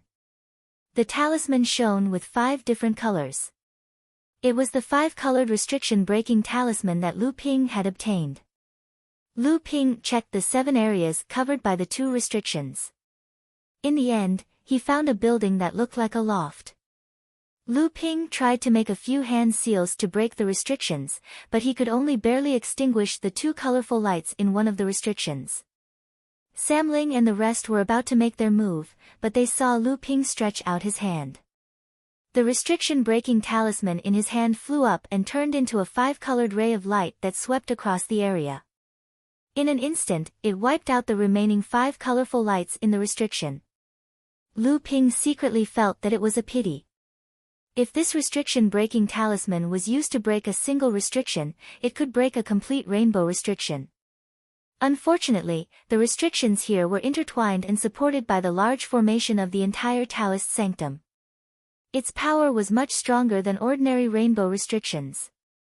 In this way, it was quite difficult for it to work together with Lu Ping's restriction-breaking technique to barely break a rainbow restriction. Lu Ping shouted, and his spiritual pets attacked with all their strength. At the same time, Lu Ping also took out the Changlu sword and the golden scale sword, displaying two kinds of great swordsmanship magic powers. Then he used the Seven Treasures Thunder Gourd and a Thunder Light magic power. After the three great magic powers were used together, a landslide fell from the sky. This time, Debao was much smarter.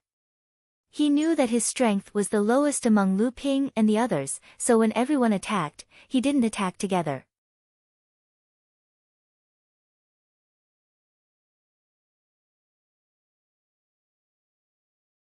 In the middle of the square table was a fist-sized golden stone hovering in the air above the table. Debao's eyes lit up, and he said, "Mystic high-grade metal-type Fey." As he spoke, he walked towards the square table, wanting to take it down. But then, he felt a tug on his back. He turned around and saw Lu Ping grabbing his collar. "Don't touch that thing for now." Lu Ping turned and walked to the side of the pavilion. Everyone then saw a staircase that led to the second floor. Debao was a little indignant and said, "Why can't I touch it?" However, he still followed Lu Ping and walked quickly to the second floor. After entering the second floor from the staircase, everyone felt as if they had entered a forest. The dense forest covered the sky, making it difficult to tell the direction. As they walked, countless vines and wooden thorns shot out from all directions, catching them off guard. However, with Lu Ping as the center, a scarlet flame suddenly burst forth. Lu Qiner transformed into her original form and let out a long cry. She flapped her wings, and a flame also rushed out. At the same time, a gust of wind came to help the fire burn. The surrounding forest was quickly turned to ashes under the burning of the earth high-grade spirit fire. The second floor of the pavilion was also revealed. On the table in the center, there was also a piece of mystic high-grade spirit wood floating in the air. This time, Debao also saw some clues. It seemed that the attacks on each floor of the 8th scenic pavilion were related to this Fey. However, Debao still smiled and said, "Boss, although this 8th scenic pavilion is a spirit-nurturing grade treasure, we passed through too easily. Is it because the Feys on the first two floors are all mystic high-grade?" Lu Ping shook his head and said, "Although the tests on each floor are related to the Fey in the center, the most important thing is that this treasure is currently in an ownerless state. It can only rely on its instincts to stop us. Otherwise, it would not have been so easy for us to pass through the first two floors." As they spoke, everyone had reached the third floor. Looking at the endless sea in front of them, and then looking at the beach that was constantly being washed by the seawater, Debao was a little frightened and said, "Boss, this level should be easy too, right? You are the water sword immortal." As soon as he finished speaking, he saw a white line gradually rising from the horizon. It seemed to be moving slowly, but it was actually very fast. Lu Ping looked at the giant wave that had turned into a 10-meter-tall wave. He smiled and said, "The power of this level is indeed a lot stronger. It must be a low-grade earth-grade Fey." Debao was about to ask Lu Ping if he was confident in breaking through it, but he saw Lu Ping jump into the sea and disappear. Debao was stunned. When he turned to look, he saw 3 more figures jump into the water and disappear. If it wasn't Samling, who else could it be? Debao immediately reacted and shouted, "Dague, wait for me." However, what he heard was Lu Dague's silly laughter, and a huge tortoise also sank to the bottom of the sea. Amidst the laughter, Lu Qiner and Zilan also flew up into the sky, leaving only Debao alone on the beach. He watched as the giant wave came closer and higher. Debao also wanted to fly up, but just as he was about to use the vital energy in his body, he discovered that flying was forbidden in this space, and with Debao's strength, it was impossible for him to break through the shackles of this restriction. For Lu Qiner and Zilan, flying was their talent. As long as they changed back to their original forms, the restriction would not work on them. Debeo wanted to cry, but no tears came out. He saw that the giant wave was close to him. As long as the wave fell, Debeo and the beach under his feet would be swept into the sea forever. Debeo made up his mind, closed his eyes, and shouted, "Boss, help." However, after a long time, the feeling of being hit by the giant wave did not come. Instead, he heard a burst of laughter. Debeo stood up and opened his eyes. He saw that he was standing on the floor of a loft, and Samling and the others were laughing around him. Lu Ping stretched out his hand, and there was a drop of water spinning in his palm. Lu Ping dripped the drop of water from his hand, and it once again floated above the table in the center. Lu Ping clapped his hands and said, "Let's go." The fourth floor of the loft was hot. When they came in, they stood on a desert. Debeo wiped the sweat off his head and said, "Boss, what spirit item is it this time?" Lu Ping naturally did not care about the heat. On the contrary, he was surprised and stamped his feet. A clear spring emerged from the desert, and the hot weather instantly cooled down. As the number of clear springs increased, the illusion of the desert also disappeared. When they reappeared on the fourth floor, Debao saw that the square table in the center was empty, and he couldn't help but exclaim, "Why are there no spirit items this time?" Lu Ping said, "If there is a spirit item to suppress it, this will not be so easy." On the fifth floor of the loft, everyone looked at the endless plain. Lu Ping said calmly, "Let's go." Everyone had just walked a few meters on the plain when Debeo seemed to have discovered something. He said, "Something is wrong. Hide." One by one, everyone left their original positions. When they turned their heads to look, they saw a sharp stone all suddenly rising from the ground where they had been standing. When Lu Ping heard Debeo's shout, he also felt something was wrong. A bluish-purple disc suddenly appeared under his feet. Then, Lu Ping's feet shook. Before the stone all could spit out from the ground, it was blocked by Lu Ping's feet. At this moment, Debeo, who had just dodged the stone all's sneak attack, shouted again, "Hide! Hide! It's coming again." The stone all on the ground kept stabbing out from where everyone was standing. Despite Debeo's constant reminder, there were still people who could not dodge in time. Debeo simply rolled on the ground and transformed into his original form, allowing the stone all to stab his back. Lu Qiner wanted to fly into the air, but a huge suction came from the ground, making Lu Qiner's weight seem to have increased several times. In the case of not being able to use flying escape, even her flying talent could not get rid of the gravitational force of the ground. Lu Ping looked at the scene of the spirit pets under his hands in a mess. He smiled helplessly. He stretched out his hand and pointed to the storage ring. A blue stream of water turned into a wave and rotated around Lu Ping. Lu Hai saw clearly that this wave of water was Lu Ping's promise to let him smelt 3 portions of low-grade earth-stepped Sanglan water when he advanced to the middle stage of core forging. Lu Ping pushed the wave out of his body. The small wave suddenly turned into a monstrous wave, and the wave continued to spread. After a while, it turned into an overwhelming flood, spreading towards the wilderness on all sides.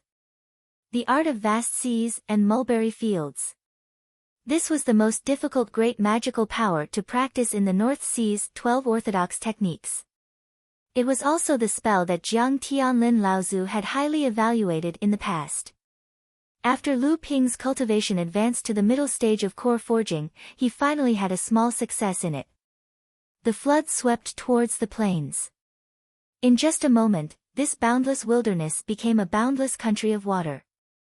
This time, Daguay finally returned to its kind nature. Daguay turned into its original body and floated on the water. On the huge tortoise shell were Debeo, Lu Qiner, and the others. Suddenly, there was a rumbling sound from the sea. The distant sea suddenly sank, as if the seabed had collapsed. Lu Ping smiled slightly and put away a jade bowl in his hand. The flood that filled the sky suddenly returned to the jade bowl and turned back into Sanglan water. The previous wilderness also turned back into an ordinary pavilion. On the wooden table in the center, a black stone was suspended in the air. It seemed to have an inexplicable attraction, making people want to walk into it.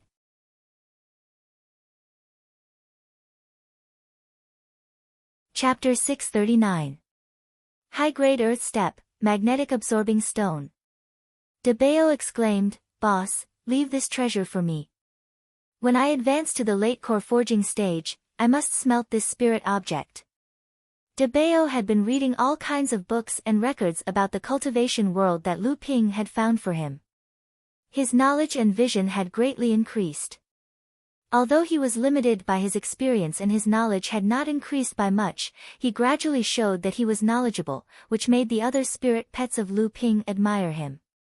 The magnetic absorbing stone was an extremely rare earth attribute spirit object in the cultivation world. Although it was only a high-grade earth step spirit object, it had two characteristics that made it very popular among cultivators who practiced earth attribute spells. The first characteristic was similar to the Xianyuan heavy water that Lu Ping had smelted. It could greatly increase the density of a cultivator's Xianyuan. Of course, the amount of increase was far from comparable to the Xianyuan heavy water, but even so, it was still quite amazing. The second characteristic was similar to the gravitational force that restrained Lu Qiner's flight. Through this characteristic of the magnetic absorbing stone, after smelting this spirit object, cultivators could practice a magical power called the moving mountain technique. This magical power was actually the same as the spell contained in the talisman weapon in DeBeo's hand. After listening to DeBeo's general explanation, Lu Lingered jumped out to attack DeBeo. She said, "Fatty Bao, with your laziness, you are only preparing to smelt a high-grade mystic step black jade stone when you advance to the mid-core forging stage. I'm afraid you will need the help of Father's minor forging spirit pill.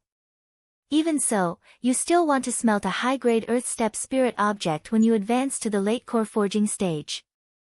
I think it will be difficult for you to smelt this spirit object when you advance to the gold core forging stage." Hearing this, DeBeo flew into a rage. His fat face turned red. He said, "Little Ling, don't talk nonsense. When did I not cultivate hard? Just you wait, I will definitely smelt this magnetic absorbing stone when I advance to the late core forging stage." Lu Linger showed a disdainful expression and said, "Pang Bao, I'd be a fool to believe you. Besides, did Father agree to smelt this treasure for you?" DeBeo was stunned. He looked at Lu Ping with a hint of pleading in his eyes. Lu Ping smiled and said, "If you are qualified, do you think I can stop you?" DeBeo was overjoyed and proudly showed off to Lu Linger. Lu Linger curled her lips and said, "What's there to be proud of? Let others see you as if you can smelt high-grade earth-class spiritual items." Lu Ping knew that Lu Linger was deliberately provoking DeBeo. But at this time, it was about time, so he smiled and said, "Okay, it's time to go up to the 6th floor. It seems that the 8th scenic building is a good place for training. Although it is a bit weak for me, it is suitable for you. It seems that after obtaining this treasure, I will have to put you all in seclusion for a period of time." Big Treasure rolled his eyes and said, "Boss, now that there is no one controlling this artifact, the difficulty of each level will naturally be greatly reduced. Moreover, the phase stored on each floor are of different grades. I think the higher the grade of the Fey, the more difficult the trial scene that can be triggered." Lu Ping looked at DeBeo and said, "You mean to say that after obtaining this treasure, the trial's threshold will be greatly increased?" DeBeo smiled and said, "That's for sure, but it's up to you to decide which position to set the trial's threshold." As soon as everyone entered the 6th floor's environment, they were blown by a strong wind and couldn't open their eyes. However, such an environment made Lu Qiner and Lu Bai's eyes light up. Invisible wind blades swept towards everyone, but Lu Ping didn't make a move. Lu Qiner's hands turned into a pair of wings and fiercely flapped in the direction of the wind. There were also countless invisible wind blades, but they were blowing in the opposite direction. A few meters in front of everyone, two wind blades collided with each other. A series of air explosions sounded, and many wind blades were annihilated after the collision. However, there were still many wind blades that weren't annihilated flying towards everyone. Lu Bai shook the spirit whip in her hand and made a circling motion around her body. A wind wall suddenly formed along with Lu Bai's spirit whip, protecting everyone in the wind wall. One after another, the invisible wind blades crashed into the wind wall. Like countless fish falling into the water, they disappeared in an instant. Lu Ping nodded slightly, and his eyes shone with green light.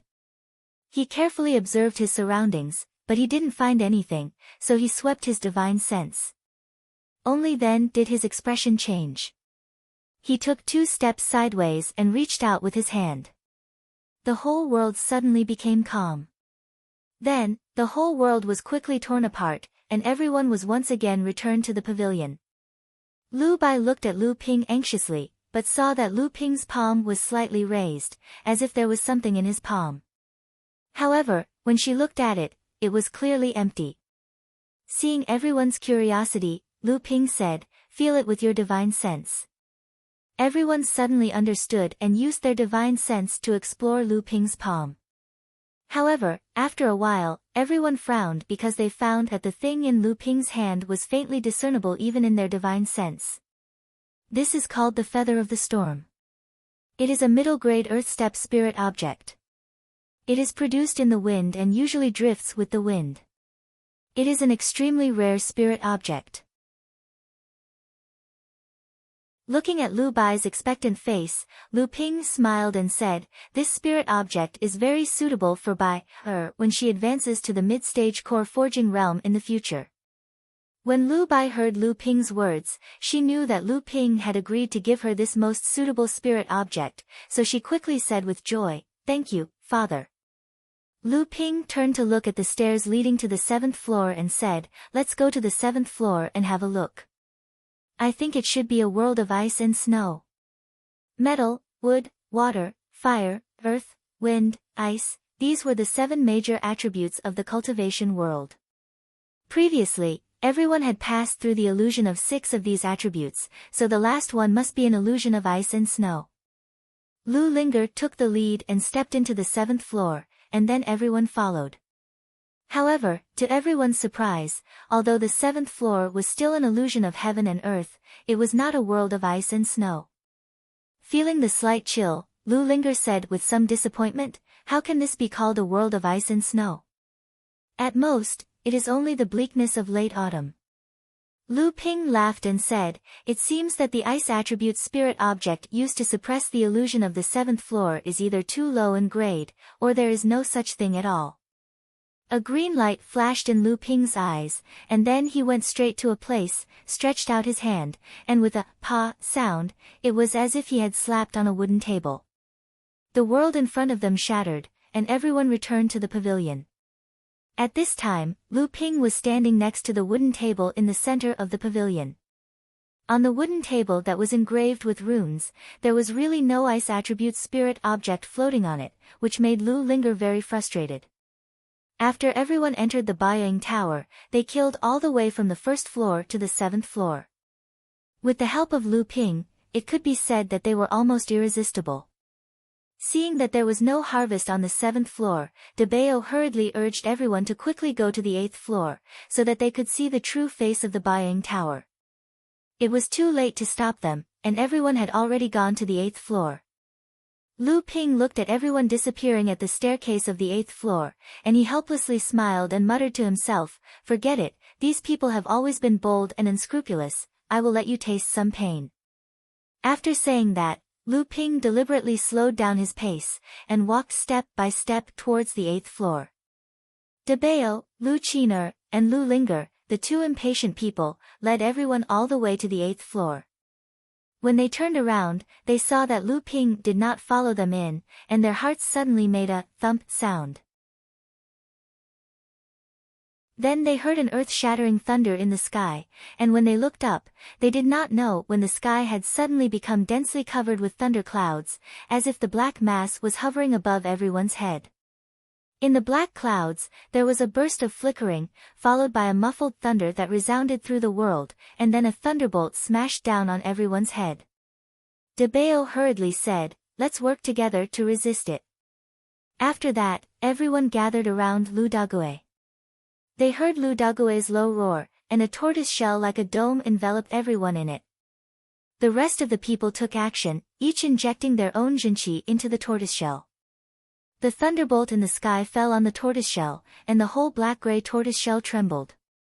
If it were not for the help of others' jinqi, Lu Dague would have almost been hit by the thunderbolt and sat on the ground.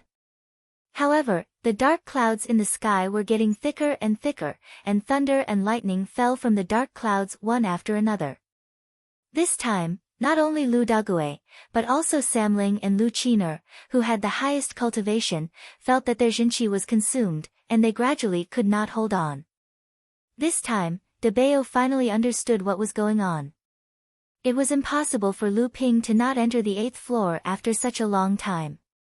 The only possibility was that everyone did not listen to Lu Ping's command, and rushed into the 8th floor. Obviously, Lu Ping wanted to make everyone suffer a little, so that they would remember. After understanding the reason, Dabeo suddenly shouted, "Boss, help, we know we were wrong." After Dabeo shouted, the other two naughty people like Lu Qiner and Lu Ling reacted first, and hurriedly apologized, asking Lu Ping to quickly help, otherwise they would be struck into charcoal. Lu Ping, who had already entered the attic, was actually hiding on the side.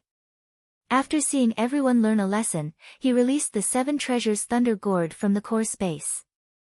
The 7 treasures thunder gourd flew straight into the clouds, and a 7-colored lightning flashed in all directions. The lightning in the dark clouds was immediately suppressed. In fact, when Lu Ping entered the 8th floor, the flashing lightning in the sky caused a reaction from the 7 treasures thunder gourd in Lu Ping's core space. Lu Ping thought about the first 7 floors of the Baiying Tower. Each floor had a different attribute of the world, and the last floor was a world of lightning. The 7 treasures thunder gourd also had different attributes of the world as its foundation, and finally gave birth to the power of lightning. Could it be that the two were related?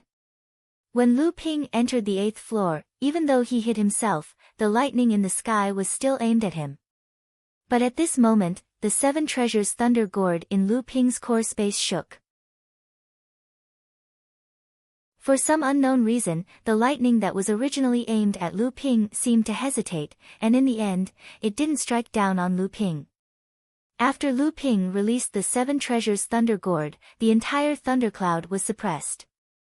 Countless lightning flashed with the 7 treasures thunder gourd as the center, forming a 7-colored lightning net.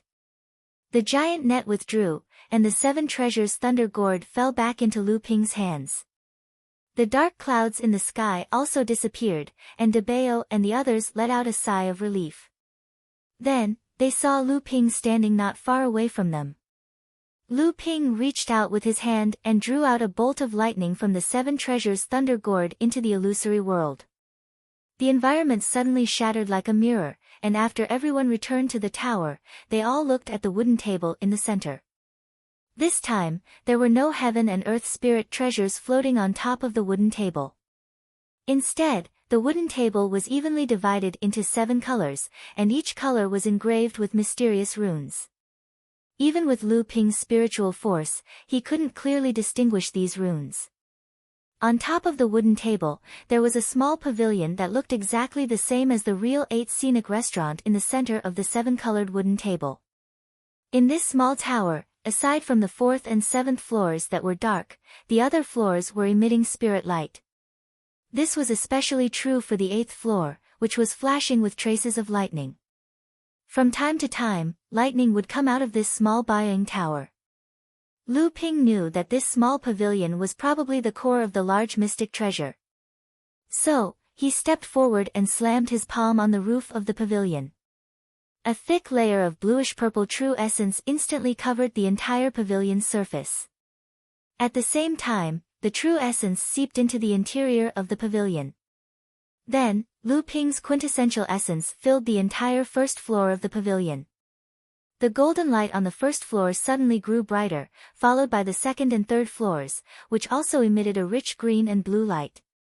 The 4th floor didn't have a fire attribute spirit object to suppress it, so Lu Ping's true essence refinement was especially fast. The tower only emitted a faint red light. The 5th and 6th floors were a little slower. Obviously, it was because the quality of the spirit objects was relatively higher. However, in front of Lu Ping's vigorous true essence, they didn't last long. After refining the 7th floor, Lu Ping's true essence filled the first 7 floors of the 7 treasures Thunder Gourd. He originally thought it would be the most difficult to refine the 8th floor, but after filling the first 7 floors with true essence, his true essence entered the 8th floor without any hindrance. This surprised Lu Ping. If someone was in the Yingtian dojo at this time, they would be able to see that as Lu Ping refined the small Baiying Tower on the 8th floor, the entire Baiying Tower was also shining brightly with the improvement of Lu Ping's refining level. Just after Lu Ping refined the 8th floor, the small tower on the wooden table suddenly shone brightly, and then disappeared from the wooden table. Everyone looked at Lu Ping, but they saw that Lu Ping's face was calm, and there was no change in him because of the disappearance of the small tower. Just after the small Baiying Tower on the wooden table disappeared, the entire huge Baiying Tower suddenly shook. Lu Ping said to everyone, "I have refined the Baiying Tower. We will go out soon." In the Yingtian dojo, the Baiying Tower first shook, and then the entire tower actually rose into the air. Then, it began to slowly shrink. At this time, a few brilliances suddenly emerged from the 8th floor of the tower.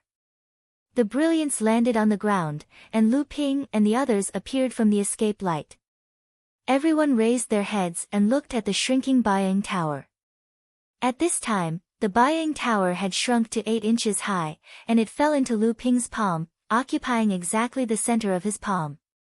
De Bao and the others congratulated Lu Ping on obtaining the treasure. After refining the Baiying Tower, Lu Ping already had some understanding of the Baiying Tower's functions, and he was very happy. Lu Ping pondered for a moment. Although the Baiying Tower was of great help to improve his personal strength, the greatest value of this spirit-nurturing treasure was actually as the foundation for the growth of a sect. The real thing that could maximize the Baiying Tower's value was still Zhenling. Lu Ping summoned a spirit fire from the storage treasure. This earth middle-grade spirit fire was forcibly seized by Samling from the overflowing river Sec's alchemy master, Kai Zhenfeng. Along with it, he had also seized a high-grade alchemy furnace. Lu Ping placed the spirit fire directly into the 4th floor of the tower. It was originally a fire attribute environment. Without the suppression of the spirit fire, it could only transform into a hot desert at most. However, after Lu Ping placed the earth-ranked mid-grade spirit fire into the 4th floor, the entire 4th floor suddenly shone with a dazzling red light. Then, the red light gradually faded away, but the originally dark 4th floor also shone brightly. Lu Ping turned to Lu Ling, and asked, "Ling, do you still have an earth middle-grade ice spirit item?" "Ah." Lu Ling, very reluctantly handed over a earth middle-grade ice spirit item to Lu Ping. This spirit item was the double earth middle-grade ice spirit item that Lu Ping had obtained when he killed Ao Wushuang in the deep-sea demon territory.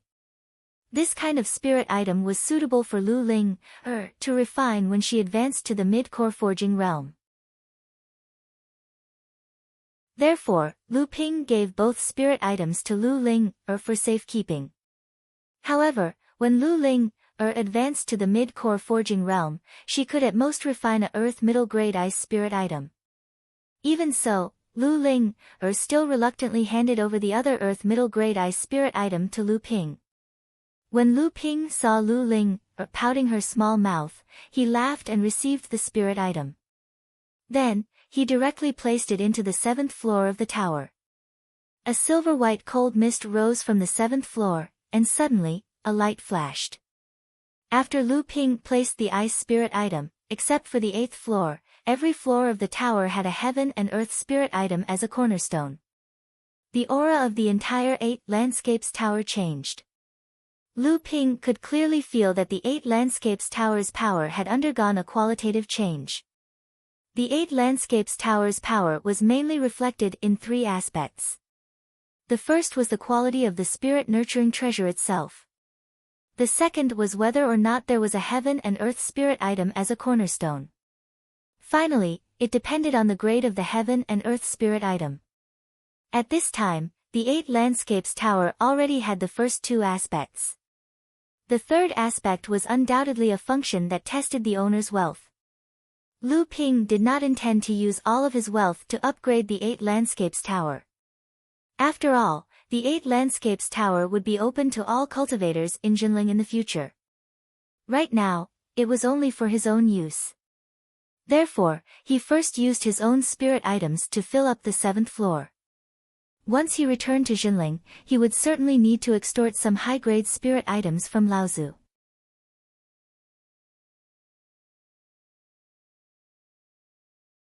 Chapter 640. Above the altar at the source of the surplus river, the spatial door opened once again. Lu Ping and Debao walked out from the door. Then, the spatial door closed again, and the gray jar reappeared. Lu Ping took it out from the groove. Debao was still unwilling to give up. He asked, "Boss, are we not going to try the other forbidden areas? Even if we can't open them, don't you still have a 7-colored restriction-breaking talisman?" Lu Ping said unhappily, "The 7-colored restriction-breaking talisman is only used to break the 2 forbidden areas. Isn't that a huge waste?" Debao cried out, "There are still 3 areas covered by the 7-colored restriction-breaking talisman. The treasures there are definitely more important than the ones covered by the 2 forbidden areas." Lu Ping couldn't be bothered with this money grubber. He turned into a streak of light and flew towards the mountain range. Behind him, Debao immediately became anxious. He said, "Hey, boss, wait for me." "Where are you going?" "That direction isn't leading back to the cave." Lu Ping wasn't in a hurry. A moment later, Debao caught up from behind. Looking at the direction Lu Ping was heading in, Debao whispered, "Boss, are you going to take a look at that secret realm?" Lu Ping nodded and said, "We've already been here for 13 or 14 days. According to the speed of the Laozu of the northern sea sects, unless there were some delays along the way, the Laozu of the various sects would probably be here soon." Lu Ping paused for a moment, then continued, "According to the Du clan, the Yingtian sect's secret realm is very likely to be a grotto heaven treasure. With my current strength, if I forcefully take a grotto heaven treasure, I can barely take one below the spirit cultivation rank. However, it will definitely cause a huge commotion and attract the attention of the Yinghe, Yingshan, and Dao Space sects Fa Xiang Laozu. Thus, my original plan was to wait for Martial Uncle Jiang to come and take it. This way, we will definitely be able to avoid the Laozu's eyes and ears." Looking at the slightly disappointed Debao, Lu Ping continued, "However, according to the Du clan, that Yingtian sect's secret realm is very likely to be a grotto heaven treasure. Based on my current strength, if I were to forcefully take a grotto heaven treasure, a spirit cultivation rank or below would be barely enough. However, when the time comes, I will definitely cause a huge commotion and be discovered by the Yinghe, Yingshan, and Dao Space sects Fa Xiang Laozu. Thus, my original plan was to wait for Martial Uncle Jiang to arrive and have him take it. This way, we will definitely be able to avoid the Laozu's eyes and ears from the various sections." Hearing Lu Ping's words, Debao's spirits were immediately lifted. That's right. Right now, that secret space is still ownerless. Naturally, we can do whatever we want with it. As Lu Ping flew, he would often use a spell to leave a few mysterious imprints in a few special corners. These imprints would be imprinted on the trees, on the surface of the rocks, or even on the ground. Lu Ping would even make a few hand seals on the surface of the river and send the imprints into the flowing river, disappearing without a trace.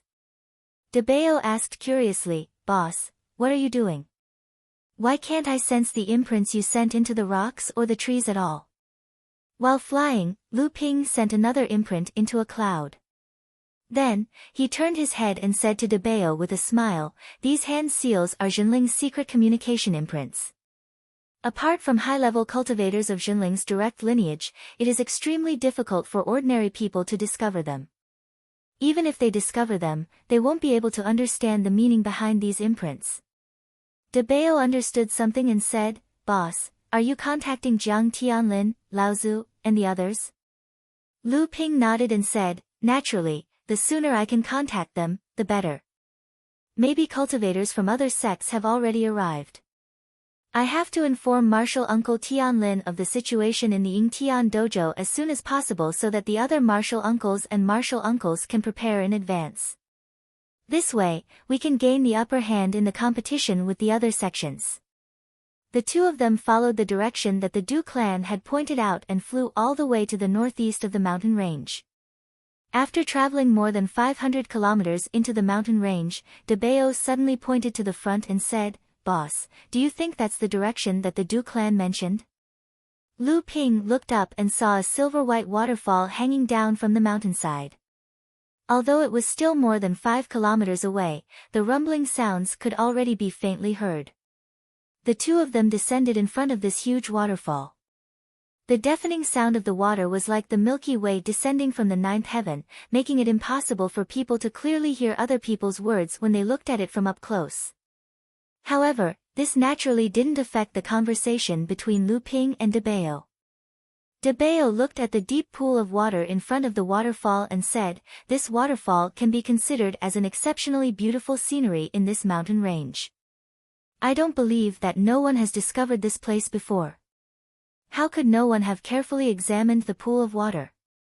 Lu Ping shook his head and said, this is indeed a place that attracts people's attention. However, it is also because of this that many people believe that the Yingtian sect wouldn't set up their secret realm here. Moreover, this secret realm of the Yingtian sect is quite different from the others, so it managed to deceive countless cultivators over the past thousands of years. De Bao asked curiously, what's different about it? How did the Du clan discover this secret realm? Lu Ping chuckled and said, come with me to the mystic realm and take a look. You'll understand soon enough. Without waiting for De Bao to speak, Lu Ping had already jumped into the pool of water. De Bao wailed and said, no way, boss, we still have to enter the water. However, in the end, De Bao still couldn't resist the temptation of the secret realm's treasures. He gritted his teeth and jumped into the pool of water. After entering the pool of water, De Bao immediately saw that Lu Ping was currently holding the jade water moon pearl above his head. Lu Ping was smiling as he clumsily moved through the water. De Bao didn't care about anything else and struggled to enter the protective barrier of the jade water moon pearl. He didn't care about the sorry state of his body and asked Lu Ping, boss, where is the secret realm? Lu Ping smiled and said, actually, we have already entered the secret realm. Now. De Bao looked around in surprise, but discovered that it was still clear water all around. When he looked up, he could even see the huge silver waterfall falling from the sky through the clear and crystalline surface of the pool.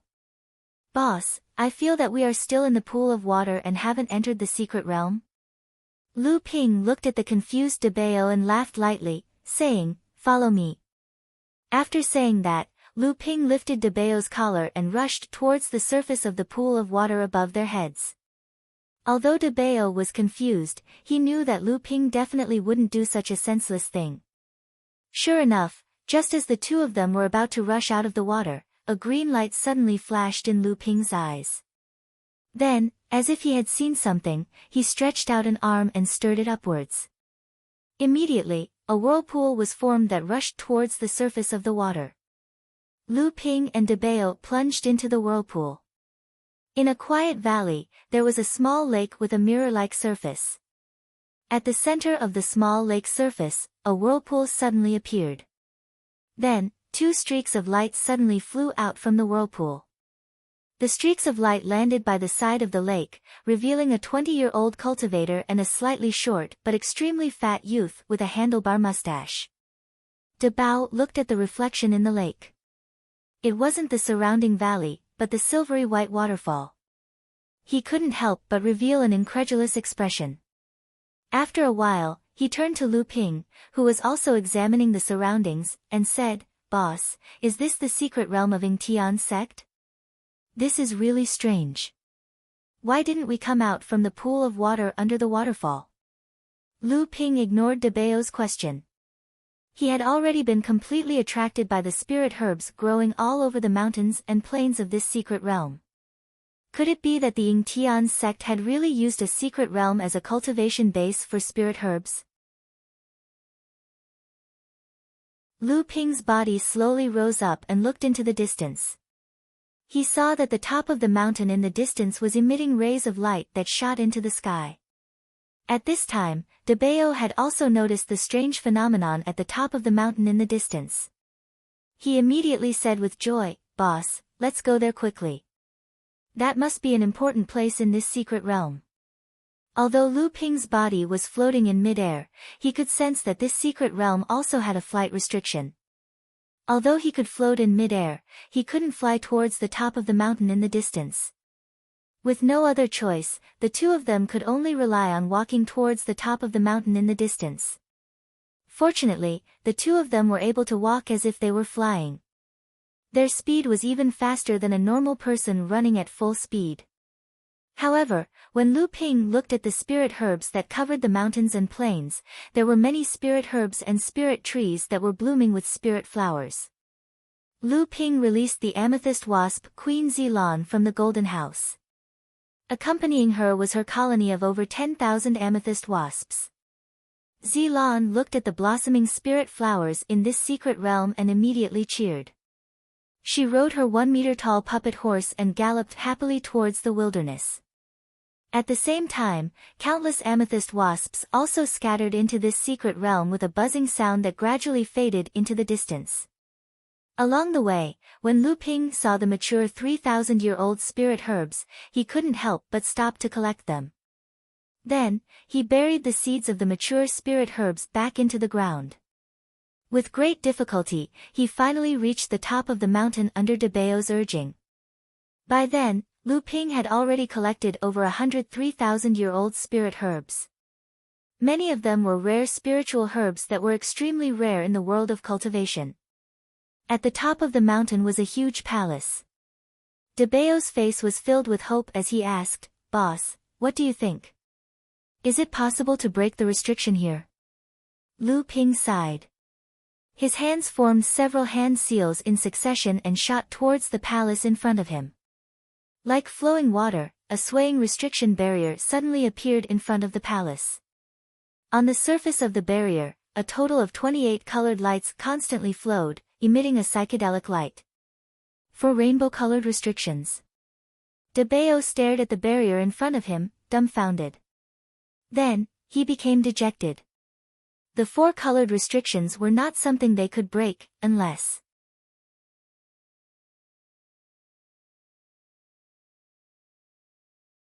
Chapter 641. How could Lu Ping not understand De Bao's meaning when he saw that De Bao was suddenly looking at him with bright eyes, so he didn't even think about it and said, "Don't even think about using the 7-colored restriction-breaking talisman. Not to mention whether or not we can open it after using it, even if we do open the barrier here, if we don't quickly subdue it, this Heaven's Cave will definitely lose the support of the illusion from before and will soon be discovered by others.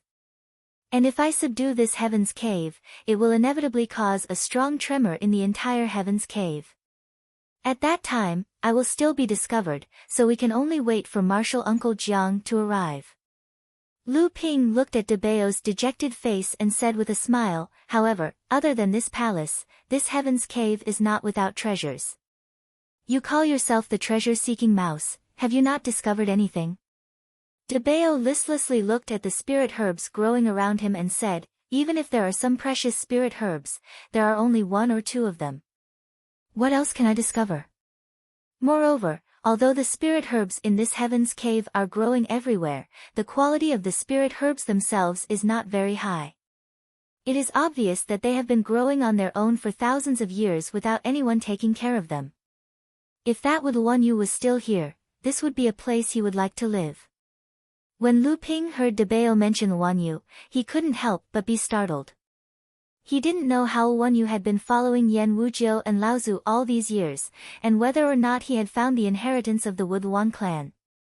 However, this thought only flashed in Lu Ping's mind for a moment. Then, Lu Ping pointed at a few trees growing at the foot of the back mountain and said to Debeo, "Do you recognize those trees at the foot of the mountain?" Looking from afar, Debeo couldn't clearly distinguish the dozen or so trees of different sizes. Lu Ping chuckled and walked towards the dozen or so trees at the foot of the mountain, and Debeo hurriedly followed. Just when the two were only 300 feet away from the trees, the dozen or so trees suddenly began to sway without any wind. The swaying of the branches produced a whistling sound, as if it had turned into invisible sound waves in the sky, falling towards the heads of Lu Ping and Debeo. Lu Ping seemed to have been prepared, and with a slight vibration of his enormous divine sense, he shattered the sound waves that were aimed at him. Debeo didn't have Lu Ping's enormous divine sense, and was also caught off guard. His eyes immediately rolled upwards, and he was about to fall towards the ground with his back to the sky. Lu Ping shook his head slightly, and kicked Debeo's butt. Debeo, who was about to fall backwards, immediately pounced forward. Just as he was about to fall flat on his face, his brain quivered, and he immediately became clear-headed. His body staggered a few steps forward, and only then did he manage to stand up with difficulty. Looking at the dozen or so seemingly ordinary trees in front of him, Debeo asked Lu Ping beside him with lingering fear, "Boss, what kind of spiritual tree is this? Why is it so powerful? Could it be that it has cultivated into a spiritual demon like the little peach tree, and gained intelligence?" Lu Ping fiercely knocked Debeo's head, and said, "It's already extremely rare for a spiritual demon to appear in this cultivation world. Did you think that we would encounter a dozen or so spiritual demon trees here?" Debeo knew that he had made a mistake of common sense, and immediately laughed foolishly, and said, "Boss, what exactly is this spiritual tree? Please tell me." Lu Ping didn't answer immediately, and instead walked a little closer to the dozen or so spiritual trees. Debeo followed behind Lu Ping with some suspicion, and instantly smelled a familiar fragrance. Debeo's eyes widened, and he said, Why is this so similar to the calming soul incense that you lit the other day, boss?" "But, it's just that the density is a little lighter." Lu Ping nodded, and said, "That's right. These dozen or so spiritual trees are the famous frightening soul trees in the cultivation world. This kind of frightening soul tree is very sensitive to the approach of life. Once a cultivator or demon beast approaches, it will automatically form a frightening soul sound hoop, and cause the cultivator's divine sense to be imprisoned, and they will fall unconscious." Debeo looked at the dozen or so spiritual trees in front of him in astonishment, and said, "No way, boss. This is the famous frightening soul tree in the cultivation world. This is the most important ingredient to make the three famous incenses of the cultivation world: soul calming incense, and soul nourishing incense." Lu Ping smiled, and said, "What, you didn't think of this, did you? These three types of soul incense are famous in the cultivation world, but very few people know that they actually come from the same source. Although each type of soul incense is refined from a variety of different materials, the main material is the frightening soul tree. The main material of the soul-stabilizing incense is the branch of the frightening soul tree, the main material of the soul-calming incense is the trunk of the frightening soul tree, and the most precious soul-nourishing incense is the root of the frightening soul tree." When Debeo heard what Lu Ping said, his eyes lit up as he looked at the dozen or so frightening soul trees. He drooled and murmured to himself, "Boss, there are a dozen or so frightening soul trees here, and the youngest one is probably over 1,000 years old. If all of them are used to make the three types of incense, how much wealth would it be?" Lu Ping stretched out his foot and made to kick again. This time, Debeo was smart. He quickly took a step forward and avoided Lu Ping's kick. Lu Ping said in a bad mood, "If all of them are cut down to make the incense, how many benefits will you get? If these frightening soul trees can be successfully cultivated, won't the benefits be endless?" Debeo immediately flattered Lu Ping, patted his chest and said, "Boss is really wise. I, Debeo, can't think of such an idea. If boss can make the incense, I, Debeo, will help you sell it. What do you think, boss?" Lu Ping glanced at him and said, "How many incense do you think we can make?" "Even if we can make enough incense to satisfy our needs, we can only sell the rest through secret channels.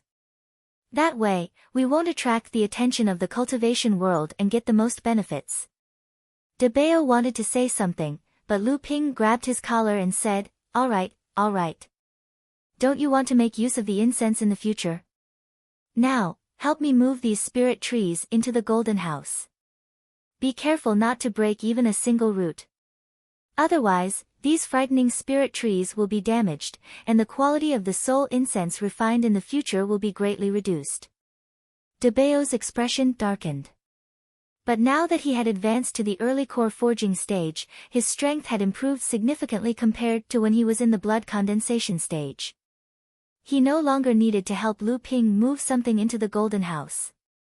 Every time he helped move something into the golden house, he would often faint due to the exhaustion of his magic power.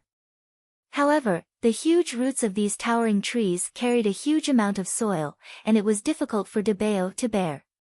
After throwing De Bao, who was exhausted and limp on the ground beside a dozen huge pits, Lu Ping walked towards the other parts of the grotto heaven. He wanted to make the best use of his time and selectively collect the rare spirit herbs in this grotto heaven. Under the guidance of the amethyst bees, who were collecting the nectar of the spirit herbs, Lu Ping found 3 top-grade spirit tea trees in a place with dense spiritual energy. These 3 spirit tea trees were around 5,000 years old, and the spirit tea they collected contained dense spiritual energy. It was far more beneficial to cultivators' cultivation than ordinary top-grade spirit tea. Lu Ping loved tea, and he was extremely picky about the quality of the spirit tea. Every year, he would spend hundreds of thousands of spirit stones on top-grade spirit tea. Lu Ping had also tried to cultivate top-grade spirit tea in the Golden House, but it would take hundreds of years of painstaking cultivation to succeed. Moreover, high-quality top-grade spirit tea seeds that could catch Lu Ping's attention were extremely hard to come by. The discovery of these 3 5,000-year-old spirit tea trees made Lu Ping overjoyed. These 3 spirit tea trees could only produce around 30 taels of top-grade spirit tea in a year, but the enormous spiritual energy contained in these 5,000-year-old spirit tea trees made these 30 taels of top-grade spirit tea as valuable as 30 pieces of soul-nourishing incense. The amethyst queen bee, Zilan, was very busy in the grotto heaven, commanding the huge swarm of bees to speed up the gathering of spirit nectar. She knew that this was a rare opportunity. She didn't know how many years it would be before she would be able to find an entire grotto heaven to cultivate spirit herbs again. If Zilan wanted to advance in her cultivation, the most important thing was not only the accumulation of long-term cultivation, but also the essence of hundreds of flowers that Zilan absorbed during the process of brewing the amethyst royal jelly. Previously, in the secret land of the perished archipelago, Zilan successfully broke through to the core forging stage because of the sea of spirit herbs there. However, the Longhuai ancestor had already made it clear that unless there was a large spirit herb garden that had been accumulated for thousands of years for Zilan to command the amethyst queen bees to collect flower nectar in a short period of time, Zilan would no longer have any hope of advancing in her cultivation. The Longhuai ancestor's words greatly disappointed Zilan. However, after Zilan had used the Sea of Flowers in the secret land of the perished archipelago to push her cultivation to the peak of the first layer of the core forging stage. Then, Lu Ping told Zilan that the Zhenling sect's Laozu had already agreed to let her collect all of the spirit herbs in the sect's garden. Only then did Zilan see the hope of advancing in her cultivation. However, she didn't expect that this time, Lu Ping would directly find a grotto heaven in the secret land of the Yingtian sect that was specially used to cultivate spirit herbs. Although this grotto heaven had already lost the management of cultivators, the entire grotto heaven was growing in a disorderly state. However, this grotto heaven was rich in spiritual energy and had not been disturbed for thousands of years. The growth of the spirit herbs inside was abnormally dense. Nearly a third of the spirit herbs had reached a medicinal age of more than 1,000 years. After Lu Ping carefully moved a dozen frightening spirit trees and 3 5,000-year-old top-grade spirit tea trees into the House of Gold, another day had already passed. Zilan commanded the swarm of bees and returned to the hive of the House of Gold with an exceptionally happy harvest. Before entering the House of Gold, Zilan excitedly told Lu Ping that she was preparing to go into seclusion. This was because she felt that the nectar that she had collected in the grotto heaven contained the essence of 100 flowers. It was enough for her to successfully advance to the second layer of the core forging stage. De Bao reluctantly returned to the valley where the small lake was located. When he saw that De Bao still couldn't help but look back at the vast field of spirit herbs in the secret land, Lu Ping kicked De Bao into the lake. After Lu Ping jumped into the lake and met up with De Bao, he didn't stir the lake this time. Instead, he floated straight up. De Bao heard the deafening roar of the waterfall coming closer and closer. When the two of them jumped out of the water again, they had already landed in front of the pool. De Bao looked at Lu Ping and asked, "Boss, where are we going now?" Lu Ping thought for a moment and said, "Let's go back to the cave first." The two of them carefully set up a layer of light. Lu Ping wrapped the multicolored cloud light robe around the layer of light and the two of them disappeared into the clouds that filled the sky. This time, Lu Ping didn't seem to be in a hurry. De Bao asked, "Boss, today is the 15th day. Laozu and the late core forging stage cultivators from the various sects in the North Sea should have arrived by now. However, we still haven't found Jiang Tianlin and Laozu. What do you think we should do?" Lu Ping seemed to be flying casually, but in fact, his divine sense had been probing the Jinling's inheritance imprints scattered in various areas along the way. When he heard this, he smiled and said, "You forgot that we also know where the Yingtian dojo is. When the time comes, we can just go and find it." De Bao didn't think much of it. When Laozu from the various sects started to open the Yingtian dojo, they would most likely use violent means. At that time, in order to prevent outsiders from spying on them, they would definitely set up a formation to cover and protect the heaven and earth anomaly caused by the opening of the Yingtian dojo.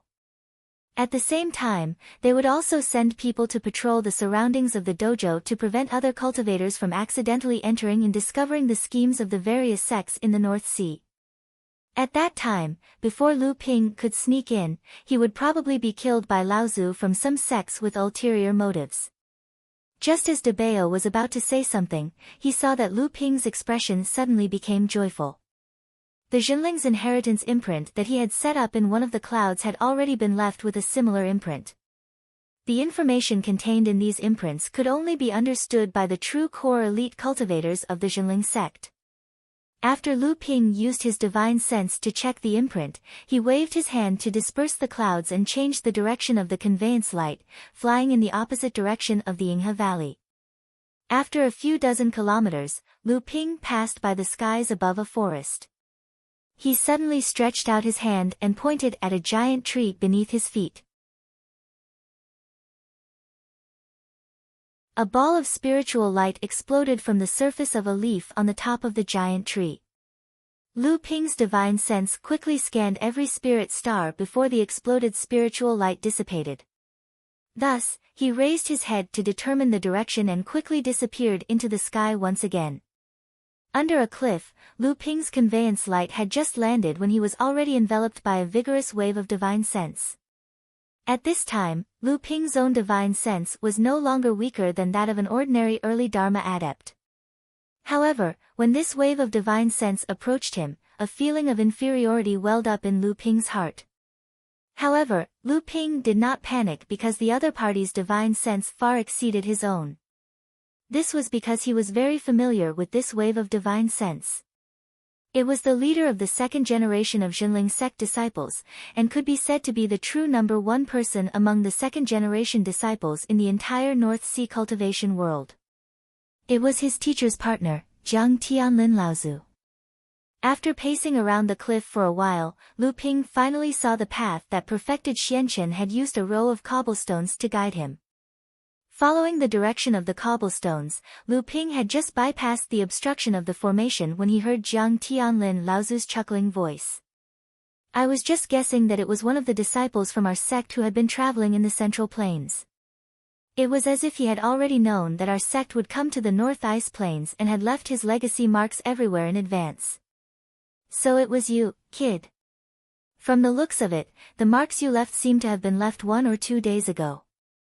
Tell me, how did you get to the North Ice Plains before us? Lu Ping raised his head and saw 5 people sitting together. The leader was Jiang Tianlin Laozu, while the other 4 were perfected Xuanqiu, perfected Xiansen, perfected Xianchen, and perfected Xuanjiu. Before he could answer Jiang Tianlin Laozu's question, Lu Ping was first shocked by perfected Xuanjiu's pale face.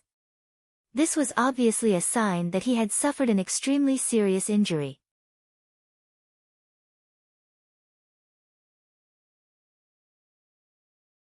Chapter 642. In fact, when Lu Ping found this hidden cliff, he had already discovered the intricate array that enveloped the bottom of the cliff. He could also clearly sense that Jiang Tianlin Laozu's divine telekinesis had also discovered him. However, even though Jiang Tianlin Laozu's divine telekinesis had discovered Lu Ping first, it did not bring him into the array. Lu Ping thought about it and understood Jiang Tianlin Laozu's intention. This was to test him on his method of breaking the array. Lu Ping's divine telekinesis instantly covered the entire array. Then, his eyes shone with green light as he carefully examined every detail of the array. However, to Lu Ping's disappointment, although he could clearly see the trajectory of the array, he could not break it without damaging the foundation of the array. Lu Ping thought about it and was about to use Failing Sect's secret forbidden technique when his heart suddenly stopped. Lu Ping had never used this Failing Sect's secret forbidden technique in front of others. The array in front of him was obviously created by the sect's newly promoted array grandmaster, perfected Xianchen. Then, could this not be Tianlin Laozu's idea, but perfected Xianchen himself asking to test Lu Ping? With enlightened Master Xianchen's knowledge and foresight, as long as Lu Ping used Fei Ling Sect's secret forbidden breaking technique, he would be able to break the array formation in front of him. On the other hand, enlightened Master Xianchen's secret technique would also be easily seen through. If it was during normal times, Lu Ping could take this opportunity to pass down this secret technique in Jinling through his teacher. It could also be used to strengthen the position of Zhonghua's lineage in Jinling. However, this inherited secret technique was related to an important secret cultivation plan for Lu Ping in the future, and it could not be known to others yet. In all fairness, even though Lu Ping's divine sense and 3 Pure One's true pupils couldn't completely crack the intricate array formation, it was still possible for him to shatter the array formation with the combination of his skills and spells. But obviously, he couldn't do that right now. In desperation, Lu Ping could only make a helpless expression and quietly wait for the sect senior to bring him into the array. After entering the array along the path that perfected Xianchen had used the cobblestone to point out, perfected Xianchen did not ask Lu Ping about the array. Although Lu Ping was surprised, his attention was quickly attracted by the heavily injured Daoist Xianchen. Daoist Xuanchen's face was pale and haggard. It was obvious that he had suffered serious internal injuries. However, after hearing Tianlin Laozu's question, Lu Ping had no choice but to answer first. This disciple has long yearned for the cultivation world of the Central Plains. After the incident on Frost Island, this disciple had wanted to follow senior uncle to the northern ice plains to search for Ying Tian Dojo. However, senior uncle Laozu did not allow it. After that, this disciple coincidentally found a super long-distance teleportation formation in Laozu's cave abode that year. This disciple was overjoyed and activated the teleportation formation, but I did not expect to be teleported here. Lu Ping's words were a mixture of truth and lies, and there were many loopholes. However, Jiang Tianlin, Laozu, and the others did not care about this. What they cared about was that Lu Ping was able to clearly inform the sect about this teleportation formation. As for whether or not Lu Ping had reported the teleportation formation after discovering it, in the eyes of Jinling's and Laozu's eyes, it was not important. After all, the teleportation formation was discovered by Lu Ping. It was only natural that he had profited from this teleportation formation. As long as Lu Ping was able to report this matter to Laozu's at a later time, how much he had profited previously was up to his own ability. A secret teleportation formation that connected the North Sea to the border between the Central Plains and the Northern Ice Plains. Although it was a small teleportation formation that could only be used by one person, it was enough to make Jiang Tianlin, Laozu, and the others go wild with joy. The cultivation world of the North Sea and the Central Plains had been isolated for many years. One only needed to know that the disciples of the North Sea could only travel to the Central Plains through the teleportation formations of the East Sea. Furthermore, due to the limited number of spots, only the elite disciples of the late core forging realm were qualified to obtain a spot. Now that there really was a teleportation formation that connected the North Sea to the Central Plains, the significance of this to the rising Zhenling was self-evident. Jiang Tianlin, Laozu, and the other 4 perfected masters looked at each other, and they could all see the hidden joy in each other's eyes. However, Jiang Tianlin, Laozu, was the best at maintaining his composure, and he quickly hid his emotions. At the same time, he also guessed the truth of many things through Lu Ping's narration. He smiled and said, "In that case, Qingjian Laozu should also have a cave abode on this side of the teleportation formation." It seems that Qingjian Laozu is not as simple as he seems. Furthermore, from the information revealed by the Blue Sea sect, not only is Qingjian Laozu really the successor of the Yingtian sect, but it is also very likely that he knows the true location of the Yingtian dojo. Lu Ping couldn't help but exclaim in his heart. Jiang Tianlin, Laozu, had always had a carefree and unrestrained image in the sect. However, the intelligence and wisdom that he displayed at this moment made Lu Ping admire him from the bottom of his heart. These Dharma manifestation Laozu, after hundreds of years of cultivation, had been influenced by the deceit of the cultivation world. Which one of them was easy to get along with? Perfected Master Xiansun pondered for a moment and said, "Senior brother, what you mean is that the Yingtian dojo might have already been taken by someone else?" Hearing Perfected Master Xiansun's words, the 3 perfected masters Xiansu, Xianju, and Xianchen could not help but look a little disappointed. Jiang Tianlin, Laozu, laughed and said, "That's not very possible. The Yingtian dojo is a large and powerful sect in the cultivation world. There are many experts in the sect, and they are even stronger than the Fei Ling sect. Qingjian, Laozu, is only an early Dharma adept. Moreover, from the situation when he was being chased by the Canghai sect, his strength is not that great. With such strength, even if he is the successor of the Yingtian dojo, how many of the high-level prohibitions in the Yingtian dojo can he break?" Jiang Tianlin, Laozu's words made the 3 Zenrins heave a sigh of relief. Even Perfected Master Xiansun nodded his head in agreement. Lu Ping admired Jiang Tianlin, Laozu's guess very much. The truth was just as he had guessed. In the Yingtian dojo, Qingjian, Laozu, had only broken some areas that were covered by 1 or 2 prohibitions, and there was only one area that was covered by 3 prohibitions. Although Lu Ping admired Jiang Tianlin, Laozu's guess and deduction, he still didn't expect that Jiang Tianlin, Laozu, had guessed more than this. Jiang Tianlin, Laozu, looked at Lu Ping, who had a pensive look on his face, and asked with a smile, "The things that Qingjian, Laozu, obtained from the Yingtian dojo back then must have been stored in the cave abode that you teleported from. Do you have anything that you don't need to give to the sect?" Lu Ping knew that Jiang Tianlin, Laozu, was reminding him that the biggest taboo in the cultivation world was not to worry about scarcity, but to worry about inequality. Even though these things were obtained by Lu Ping, and even if he didn't use a single thing, no one would say anything, he was still dissatisfied with Lu Ping. This would not be beneficial to Lu Ping's growth in the sect in the future. However, after Lu Ping told everyone about the teleportation array, he was already prepared. After Jiang Tianlin, Laozu, mentioned it, Lu Ping wiped his storage ring, and 3 thick ancient books appeared in his hand. Lu Ping carefully placed the 3 ancient books in front of Jiang Tianlin, Laozu. When everyone saw how solemn Lu Ping was, they were very surprised to see the contents of these 3 ancient books. However, at this time, Jiang Tianlin, Laozu, looked at the 3 ancient books in front of him with a solemn expression. He carefully took the 3 ancient books, opened one of them very gently, and read the contents. After a long time, spiritual master Jiang Tianlin had roughly browsed through the 3 ancient books. Only then did he put the 3 ancient books back together with satisfaction. He sighed and said, with these 3 ancient books in hand, even if this trip to the Yingtian dojo is fruitless, it will be worth it.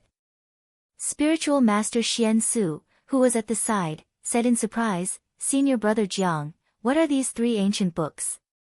Are they really so precious? Jiang Tianlin, Laozu, laughed.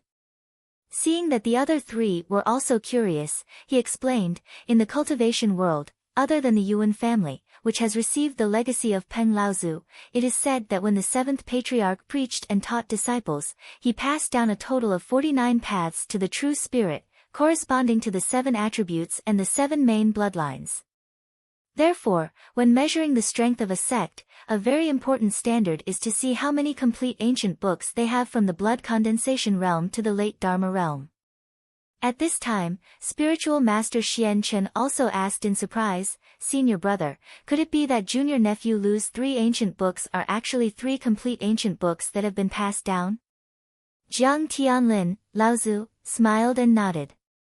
He said, yes, one is called the 4-season cycle technique, which is the most suitable technique for cultivators with the wood attribute 1 bloodline. The other is called the virtuous turtle breathing technique, which is the most suitable technique for cultivators with the water attribute turtle bloodline. The third technique is called the frost cicada technique, which is the most suitable technique for cultivators with the ice attribute cicada bloodline. After Jiang Tianlin finished introducing the 3 techniques, the other 4 spiritual masters were overjoyed. It must be known that Jinling had been passed down for tens of thousands of years, and there were many techniques passed down within the sect. However, there were only 6 complete techniques that could be practiced to the late Dharma stage. Apart from Jinling's 5 true inheritances, only spiritual master Liang Xianfeng had found the Linhai wave listening technique in the Zhongxian cave abode, which had been passed down to the late Dharma stage for Lu Tianling and Laozu. However, now that he had obtained 3 of them, the complete inheritance of Jinling's techniques had suddenly increased to 8. It must be known that these 3 techniques were passed down by the Yingtian sect, so there was no doubt about the authenticity of these techniques. Otherwise, they would definitely not have been kept in the Yingtian sect's last and most important inheritance hall. How could this not cause everyone present to be inexplicably excited?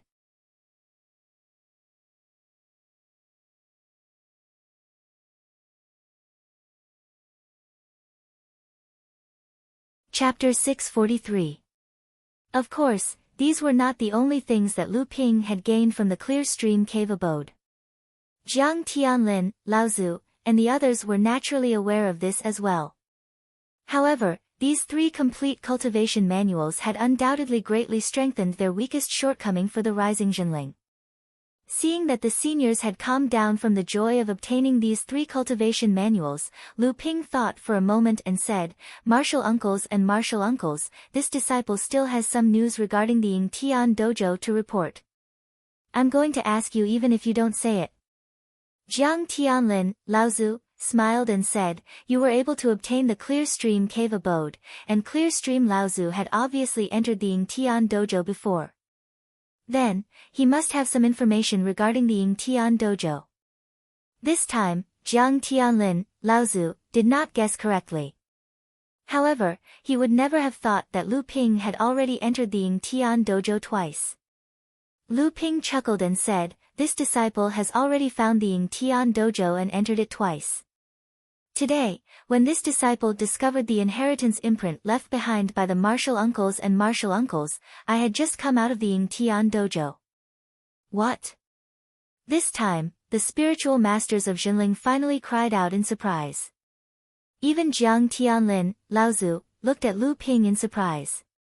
Spiritual Master Xian Chen asked again in disbelief, you really found the Yingtian dojo and entered it twice?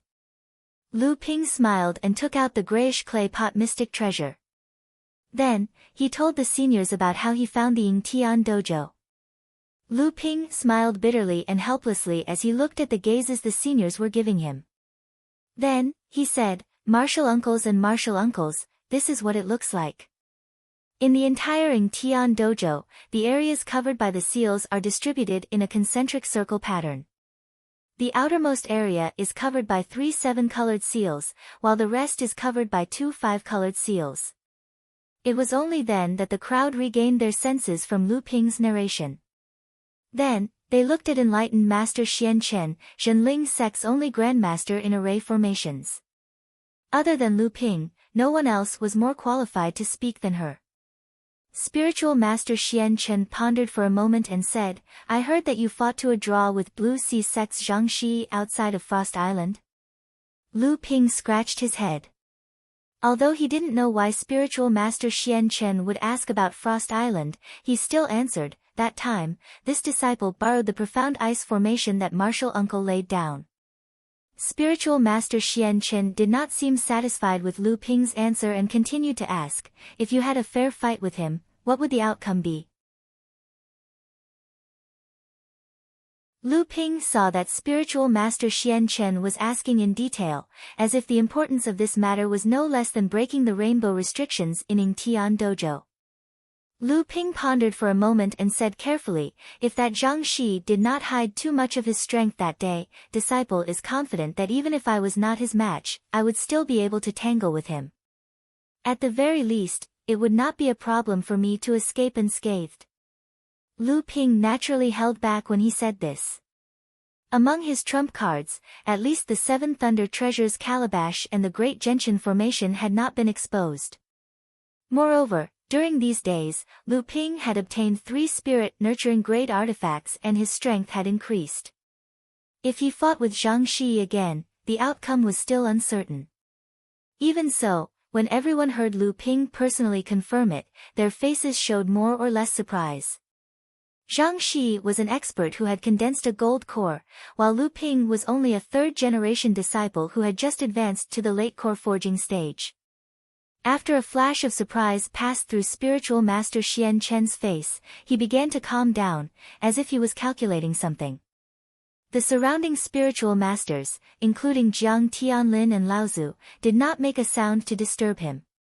This time, although Zhenling was led by Jiang Tianlin, there was no doubt that the commander would be Spiritual Master Xian Chen, the Formation Grandmaster. Unfortunately, Zhenling also had an expert who was famous for breaking restrictions, Spiritual Master Liang Xianfeng. He was currently in seclusion and was at the most critical moment of breaking through to the Transcendence stage. Otherwise, Zhenling's lineup in Yingtian Dojo would be even stronger. After about the time it took to drink a cup of tea, Spiritual Master Xian Chen finally let out a long sigh of relief. Beside him, Jiang Tianlin and Laozu said with a smile, "Junior sister, you have a result. This time, what strategy should we adopt to gain the upper hand in the competition with Laozu?" Spiritual Master Xian Chen nodded at Jiang Tianlin and Laozu, but he did not answer first. Instead, he turned to Lu Ping and asked again, "Do you know why I did not lead you into the formation immediately?" Lu Ping thought to himself that it was indeed Spiritual Master Xian Chen's idea to stop him outside the formation.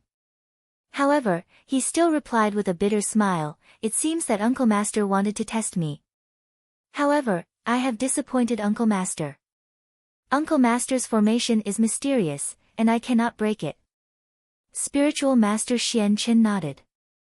Just as he was about to say something, Spiritual Master Xian Chen said, "Let me explain."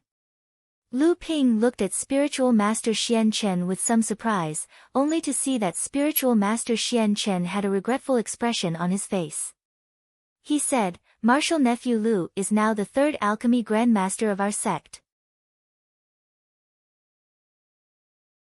I believe that you have already seen that I, Uncle Master Lu, am seriously injured. I am afraid that I can only use 20 to 30% of my strength.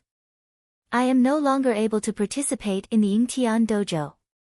Previously, I was still feeling a little regretful that there was one less person participating in the opening of the Yingtian Dojo. Now that martial nephew Lu has arrived, and with martial nephew Lu's strength, which is originally above mine, I believe that our sect will gain more from the Yingtian dojo." Just as Lu Ping was about to speak, he saw that spiritual master Xian Chen had a regretful expression on his face. However, he still took out a jade box from the storage magic tool on his waist and passed it to Jiang Tianlin Laozu. He said, "From what martial nephew Lu said, every restriction in the Yingtian dojo is at least 7-colored. In that case, only restriction-breaking talismans of 3 colors and above will have some effect on the restriction-breaking talismans. In this box are the restriction-breaking talismans of 3 colors and above that Master and I created. Among them, there are 6 3-colored talismans, 3 4-colored talismans, and only 2 5-colored talismans made by Master. Senior brother Jiang, please use them carefully and bring back the greatest harvest for our sect." Jiang Tianlin Laozu sighed inwardly. He took the jade box from spiritual master Xian Chen's hands and said, "Junior sister, please be at ease." Spiritual master Xian Chen was the #1 talisman crafting genius in Jinling.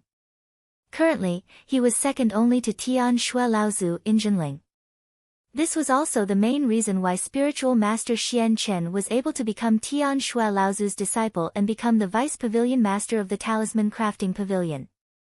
Otherwise, with spiritual master Xian Chen's ordinary talent, without Tian Shui Laozu's care, her cultivation would at most stop at the middle stage of the core forging realm. How could she have reached the 8th layer of the core forging realm? She even wanted to take a peek at the transcendence realm. Originally, Tian Shui Laozu had helped spiritual master Xian Chen obtain a spot to participate in the opening of the Yingtian dojo. She hoped that spiritual master Xian Chen would be able to find some opportunities in the dojo. However, no matter how much she thought about it, she never expected that spiritual master Xian Chen would be heavily injured after arriving in Middle-earth. In order to not affect the competition between Jinling and the other sects, she could only hand over the opportunity to Lu Ping. At this moment, Lu Ping finally found an opportunity to ask, "How did martial uncle Xian Chen get injured? Did he consume a healing pill? Is there any way this disciple can help?"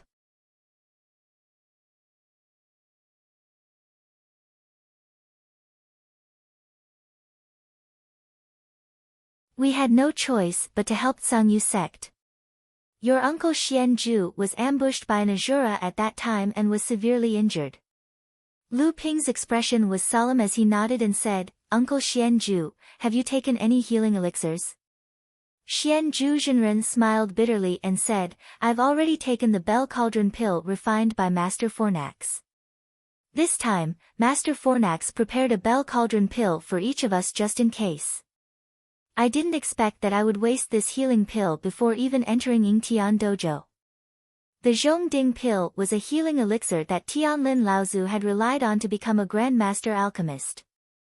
Although the difficulty of refining this elixir was only at the level of a half-step Dharma adept, its effects were even effective on Dharma adepts. The only downside was that the spirit herbs needed to refine this elixir were extremely precious, even more precious than the spirit herbs needed to refine normal Dharma adepts. At this time, Jiang Tianlin Laozu said, "Your uncle Xian Ju's injuries were quite serious. At that time, it was life-threatening. Although she used a Zhongding pill to alleviate her injuries, I'm afraid that she will need several years to recover. We originally wanted to give our Zhongding pills to her, but she thought that this trip to the central region was fraught with danger, so she refused to take our Zhongding pills." Just as Xuanju Daoist master was about to say something, ancestor Jiang Tianlin raised his hand and stopped him. "But this time, there's always a way out. I didn't expect you to be one step ahead of us. With an alchemy grandmaster like you here, I think your uncle Xuanju Daoist master won't have to worry about our Bell Cauldron pill. I heard from your uncle Liang Xianfeng that you were able to refine the Bell Cauldron pill when you were just at the early stage of the core forging realm." Jiang Tianlin Laozu's words were said to Lu Ping, but in fact, it was also said to Xian Ju Jinren. At this time, Xian Ju Jinren said, "Although nephew Lu has become an alchemist grandmaster, the spirit herbs used to refine a Zhongding pill are too precious. Nephew Lu may not have all the precious spirit herbs needed to refine the Zhongding pill. After taking a Zhongding pill, my life is no longer in danger. All I need is a few more years to recuperate. Senior brothers and junior sisters, you should keep the Zhongding pills for yourself in case you need them. Moreover, this time, I was seriously injured. My cultivation foundation has been shaken, and there is almost no hope of advancing to the Dharma stage. What's the difference between recovering 2 years later and earlier? At this time, Lu Ping had basically understood the cause of the matter.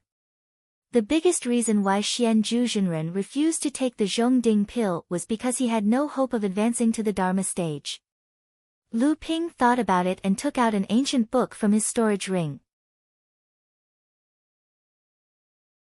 This ancient book was made of the same material as the previous 3 complete ancient books, but there were many missing parts in this ancient book. It was obviously incomplete.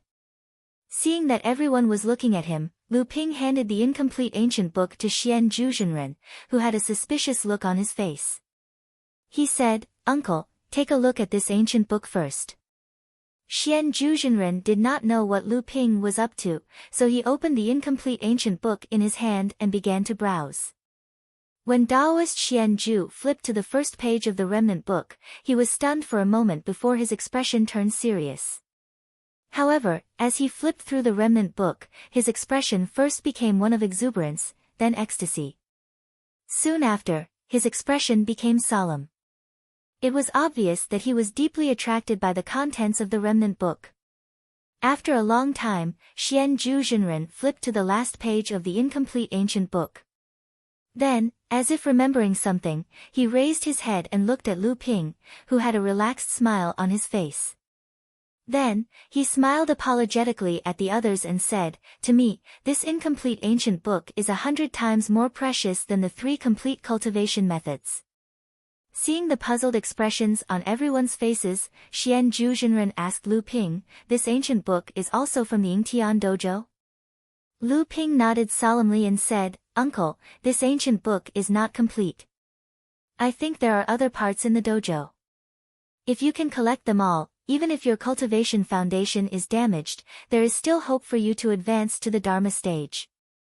Xian Zhuzhenren touched the incomplete ancient book in his hand and said with emotion, "I don't just need the other parts. Just this half of the incomplete ancient book can make up for a huge flaw in my cultivation." Xian Zhuzhenren asked curiously, "Senior sister, what kind of ancient book is it that you value it so much?" Xian Zhuzhenren nodded at Lu Ping, then handed the ancient book in his hand to Jiang Tianlin Laozu, who was beside him, and said, "This half of the ancient book is related to the creation and cultivation of talismans in the Yingtian dojo sect. I am a talisman cultivator like the Purple Talisman Pavilion, but my sect's inheritance is not complete. Furthermore, I don't have teacher Tian Shui's talent to make up for the flaws in my cultivation method. Originally, there was not much hope for me to advance to the Dharma stage. However, this half of the ancient book can help me make up for many of the flaws in my cultivation. It will be very beneficial for my future cultivation." Seeing everyone's joyful faces, Xian Zhuzhenren finally smiled.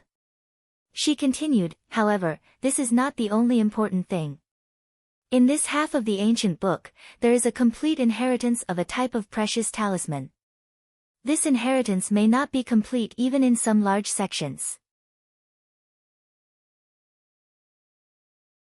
This time, it was Xian Zhuzhenren who could not hold back his curiosity. He hurriedly asked, "What inheritance is it?" Before Xian Zhuzhenren could speak, Jiang Tianlin, who was flipping through the half of the ancient book, gasped and said, "It is actually the complete inheritance of the 7-colored restriction-breaking talisman." Xian Zhuzhenren opened his mouth wide and said, "What?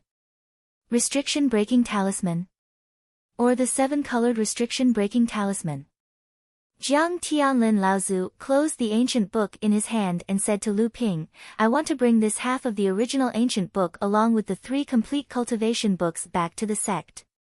If you need it, you can make a copy of it first." Lu Ping smiled and said, "Disciple originally wanted to hand these ancient books over to the sect. I have already made a copy of it." Jiang Tianlin Laozu was obviously satisfied with Lu Ping's attitude. He said, "Martial nephew Lu, this is only a small harvest from the Yingtian dojo. It seems that the harvest from the Yingtian dojo this time is really worth looking forward to." Everyone smiled and nodded. Lu Ping could see the hidden excitement in their eyes. Jiang Tianlin Laozu handed a jade bottle to Xian Zhuzhenren and said, "Junior martial sister, you won't reject this bell cauldron pill this time, right?" Xian Zhuzhenren was still hesitating when Lu Ping said, "Martial uncle, with your current injuries, it is best for you to take another bell cauldron pill. Not only will it greatly shorten the recovery time, but it will also minimize the possibility of your injuries affecting your cultivation foundation. As for the bell cauldron pill, you don't have to worry. Disciple has collected a lot of spiritual herbs and can start refining them immediately. Moreover, Disciple has another matter to report. It is about a huge spiritual herb garden in a secret realm of the Yingtian sect. However, this time, only martial uncle Jiang can do it." Xian Zhuzhenren's eyes lit up when he heard Lu Ping's words. Jiang Tianlin Laozu had already handed over the bell cauldron pill to Lu Ping. Then, he smiled and asked, "Oh, there is a secret realm of the Yingtian sect in the Yingtian mountain range? Do I have to do it? Tell me, what kind of good news have you brought us?"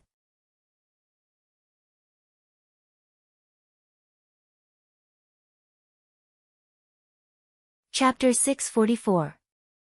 Lu Ping was about to tell Jiang Tianlin Laozu about the secret realm he discovered in the waterfall pool, but Jiang Tianlin Laozu seemed to have sensed something and reached out to stop Lu Ping. Lu Ping sensed that Jiang Tianlin Laozu's divine will was probing outside the array, so he quickly stopped talking. At the same time, he also sent out his own divine will, but to no avail. Just as Lu Ping was puzzled, a few rays of light suddenly appeared in Lu Ping's divine will. Lu Ping suddenly realized that his divine will might be comparable to that of ordinary Dharma adepts, but compared to Jiang Tianlin Laozu, who was at the early Dharma stage, there was still a huge gap. Jiang Tianlin Laozu glanced at Lu Ping, then smiled at the people beside him and said, "We have guests. Let's go out and greet them." At this time, perfected Master Xian Sen's expression also changed. Clearly, he had also noticed the arrival of the rays of light. Immediately after, perfected Master Xian Su also noticed something, but perfected Master Xian Chen and perfected Master Xian Ju were the last to notice. Jiang Tianlin Laozu nodded at perfected Master Xian Chen. Perfected Master Xian Chen waved his sleeve, and the array at the bottom of the cliff suddenly opened. A hearty laugh came from afar. "Martial nephew Jiang, you are so fast. Sa Ming and I have just arrived." Jiang Tianlin Laozu looked at the rays of light descending from the sky. After the rays of light dissipated, 4 cultivators walked out. The two in front were the Jade Sword sect's Tong Jian Laozu and the Chong Ming sect's Sa Ming Laozu, whom Lu Ping had met on Frost Island. The two behind them were at the 9th level of the core forging realm. Obviously, they were the late core forging realm cultivators from the two sects who were participating in the Yingtian dojo. Jiang Tianlin Laozu smiled and said, "Seniors, you are not late." Then, he turned to the two late-stage core forging cultivators behind Laozu and smiled. "Brother Hua, Brother Ziyang, how are you?" These two late core forging realm cultivators were obviously familiar with Jiang Tianlin and the others. After exchanging greetings for a while, Jiang Tianlin and Laozu led them into the array formation. Tong Jian Laozu looked at the 5 late core forging cultivators behind Jiang Tianlin and Laozu. He hesitated for a moment before saying, "Martial nephew Jiang, this time, your sect will be the leader of our 2 sections. However, we agreed that your sect can only have 4 late core forging cultivators. How come there are 5 now?" Jiang Tianlin Laozu saw that the 3 Laozu had also noticed this, but Tong Jian Laozu was straightforward and said it first. Ancestor Jiang Tianlin sighed and said, "The 2 of you have also come from the Middle Earth, so you must have some understanding of the situation in the Middle Earth." To be honest, this time, junior sister Xian Ju, junior sister Xian Chen, junior brother Xian Sen, and junior brother Xian Su came with us. However, after we left the Blue Space Sect, we encountered the Azura clan and the Azura clan joining hands to attack the Blue Space Sect's sect-protecting formation. We just happened to be there, so we could only help the Blue Space Sect.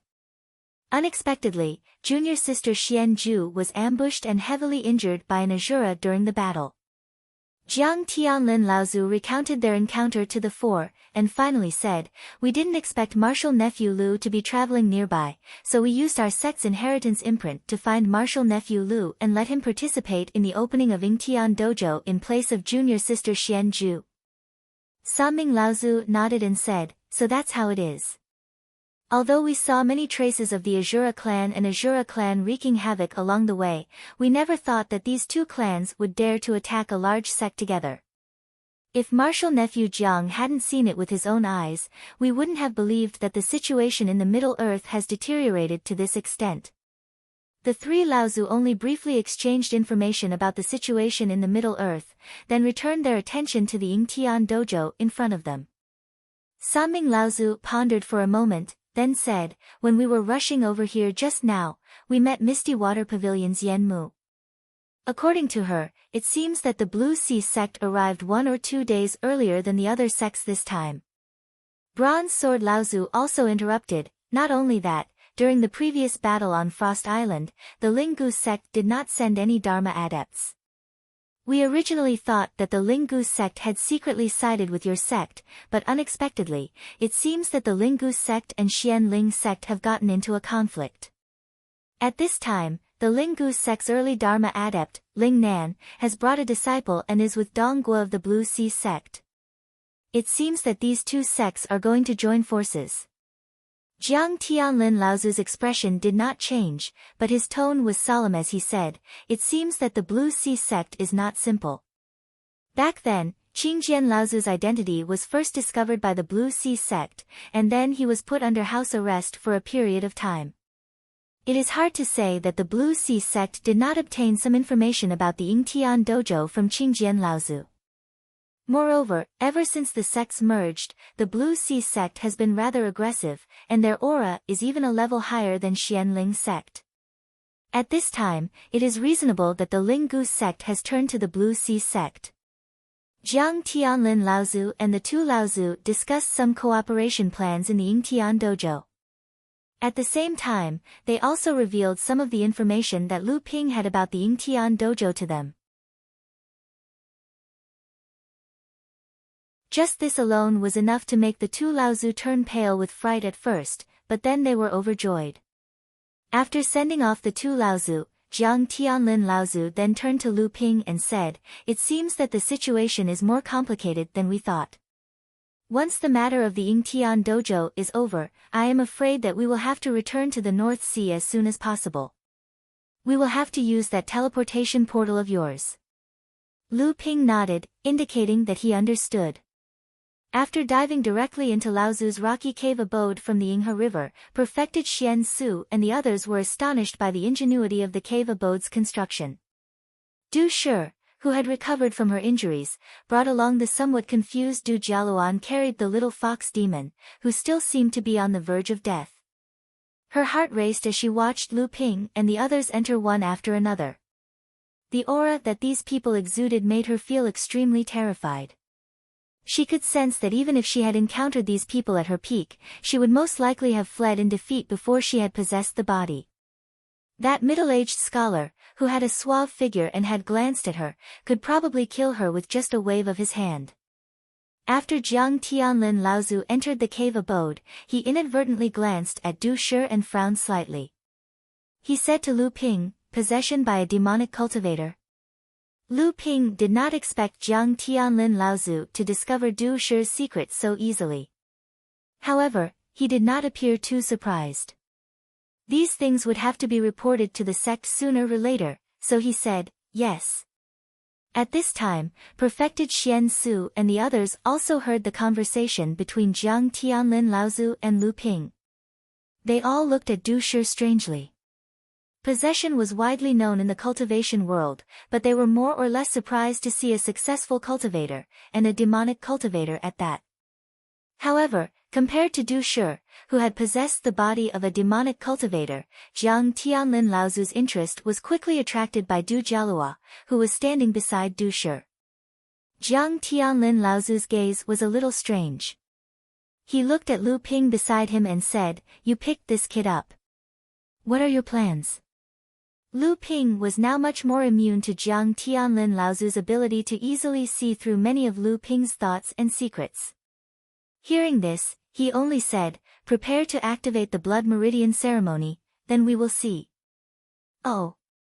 Jiang Tianlin Laozu nodded in relief and said, "That's for the best. If the blood meridian ceremony is successful, even if his talent is not too good, as long as he is willing to work hard, with his physical body, he should be able to break through to the Dharma stage." Looking at Jiang Tianlin Laozu's relieved expression, Lu Ping felt a little strange in his heart. Was this Uncle Master afraid that he would refine Du Jialua into a human core? This thought flashed in Lu Ping's mind. Immediately after, he heard Jiang Tianlin Laozu's slightly curious voice ask, "Kid, are you thinking of accepting a disciple?" Lu Ping was startled and said, "Whether this kid can activate the blood meridian or not is another matter. I only plan to recommend him to our sect after the blood meridian ceremony is successfully activated. However, if he wants to be my disciple, it will depend on his ability." At this time, Master Xian Sun sighed and said, "Now that a large number of our sect's third-generation disciples have advanced to the core forging stage, they have the qualifications to accept disciples. Among the second-generation disciples, there are very few who accept disciples anymore. However, as the undisputed number one disciple of the third generation, you, Celestial Water, have always been unwilling to accept disciples. This has already caused many seniors in the sect who are concerned about the inheritance of the sect to be dissatisfied. Many of our sect's disciples have also been complaining that the requirements for you to accept disciples are too high. If it wasn't for Senior Sister Tian Ling who has been blocking this matter, I'm afraid you would have been annoyed to death by them." Lu Ping was stunned for a moment and said, "There's actually such a thing? I didn't know about it." Jiang Tianlin Laozu said, "It doesn't matter. It's normal for the requirements to be high. The key is whether you are willing or not.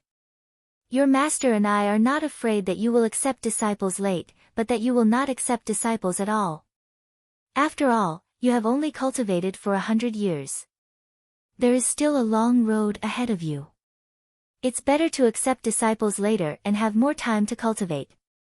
However, if you don't accept disciples now, even if you leave behind an inheritance, it will not be as good as you teaching your disciples step by step.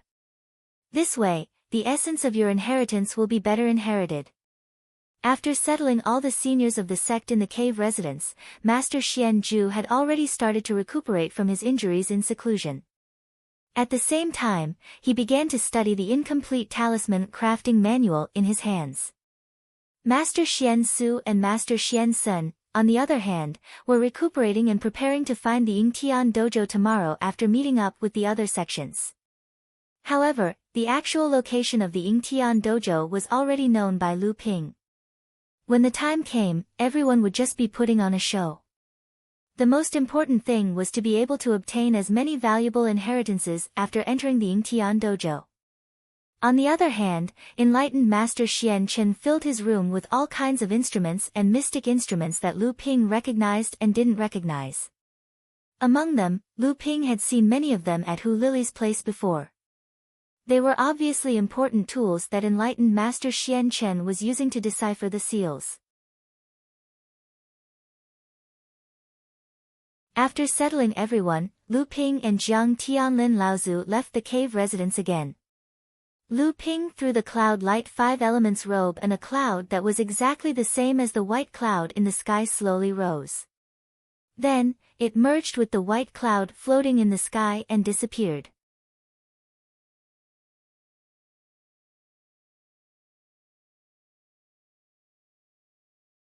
Chapter 645. After Lu Ping told Jiang Tianlin Laozu about the secret realm of Ying Tian sect that he had discovered and deduced that the secret realm was most likely a paradise artifact of Ying Tian sect, Jiang Tianlin Laozu had originally planned to take some time out to investigate this secret realm after the Ying Tian dojo was completely opened. However, after Lu Ping told Jiang Tianlin Laozu about the news that he had discovered a medium-sized spirit stone mine in the Ying Tian dojo, Jiang Tianlin Laozu could no longer remain calm no matter how much effort he had put into maintaining his composure. After Lu Ping had settled Jinling and the others in the cave dwelling, he urged Lu Ping to bring him to the direction of the waterfall as soon as possible. Lu Ping had a direct understanding of the significance of a medium-sized spirit stone mine after the battle on Frost Island. Jiang Tianlin Laozu had never imagined that Lu Ping would be so lucky as to find another mine.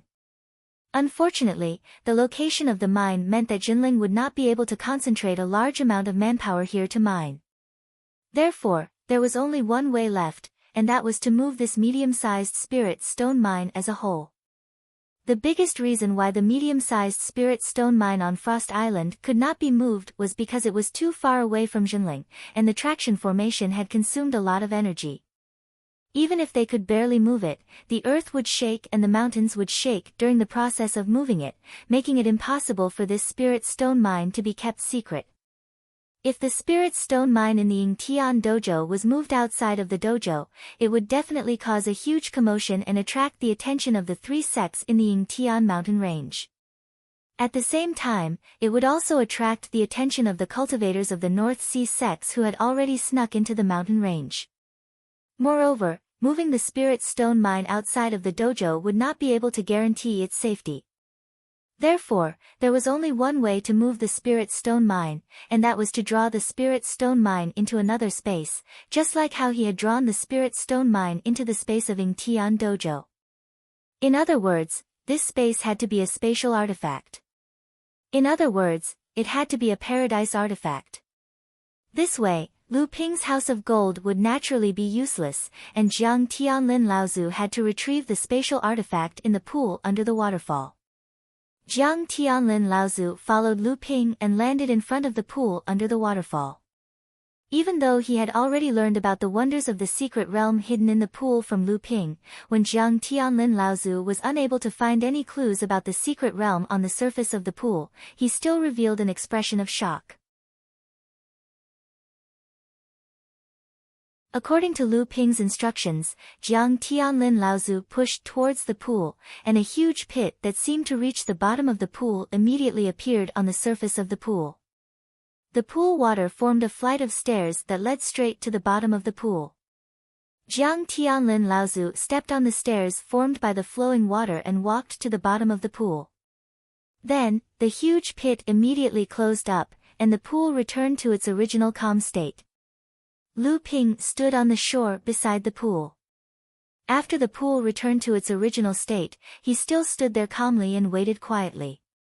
After about half an hour, Lu Ping suddenly realized that although the waterfall that was rushing down from the cliff was still making a loud roar, there was no longer a huge splash after the waterfall fell into the pool. The entire pool suddenly became strangely calm like a mirror. Lu Ping's expression changed. He saw a figure suddenly break out of the calm pool, but there was not a single drop of water on him. It was as if the surface of the pool was just a broken illusion. After Jiang Tianlin Laozu came out of the pool, he floated above the pool. Lu Ping could tell from his rather serious expression that it would not be easy to recover this spatial magic treasure. At this moment, Lu Ping saw Jiang Tianlin Laozu raise his hands, and the originally calm surface of the pool suddenly shook again. Every time Jiang Tianlin Laozu raised his hands, it seemed that he had to put in a lot of effort. However, his hands were still firmly raised. As his hands moved, the surface of the water shook more and more violently. The water slapped against the shore, creating 3-foot-high waves and a loud sound. At this moment, Lu Ping could already see that there seemed to be something under the pool that was being pulled out by Jiang Tianlin Laozu's spell. The violent shaking of the pool had already spread to the shore. Lu Ping could feel the ground under his feet trembling more and more clearly, and he couldn't help but frown. He had expected that recovering this spatial magic treasure would cause a huge commotion, so he didn't do it himself. Instead, he let Jiang Tianlin Laozu do it. This was to minimize the commotion during the recovery process, so that it wouldn't be discovered by the various sects in the Yingtian mountain range and the North Sea sect Laozu. However, he still didn't expect that even if it was Jiang Tianlin Laozu, it would still cause such a huge commotion. As the ground shook more and more violently, a low but distant rumbling sound gradually came from the ground. Jiang Tianlin Laozu also seemed to realize that something was wrong. If this continued, it would definitely attract the attention of others. At this time, the Yingtian mountain range could be considered a gathering of experts. Including Laozu from the Yinghe sect and the other two sects, there were at least 13 Dharma adepts gathered here. Once someone discovered the commotion here, they would definitely try to snatch it. At that time, the ownership of this spatial magic treasure would be uncertain. At this moment, Lu Ping saw that Jiang Tianlin Laozu's hand was still in the air, but his other hand was hitting his chest. A clear chirp suddenly sounded, and a giant bird suddenly appeared in the air behind Jiang Tianlin Laozu. Its beautiful feathers brought with them rays of spirit light in the sky. Lu Ping was very familiar with the image of this giant bird. It was 80% to 90% similar to the true form of the wooden phoenix that Wen Yu had revealed before she had transformed. This giant bird was obviously the Dharma power that Jiang Tianlin Laozu had formed after he had advanced to the Dharma stage. The giant bird raised its head to the sky and chirped. Following Jiang Tianlin Laozu's finger, it circled elegantly in the sky and dived into the surging pool. With the help of the Dharma power, waves instantly surged in the pool. Because of the strong shaking of the surrounding mountains, many rocks fell from the mountains. Lu Ping knew that this was not good. He saw a wave come from the pool, and a giant bronze mirror that was the same size as the pool slowly rose from the water. Lu Ping could even see a giant wooden phoenix flying in the mirror. When Jiang Tianlin Laozu saw the bronze mirror rise from the pool, his expression immediately relaxed. However, he did not dare to delay at all.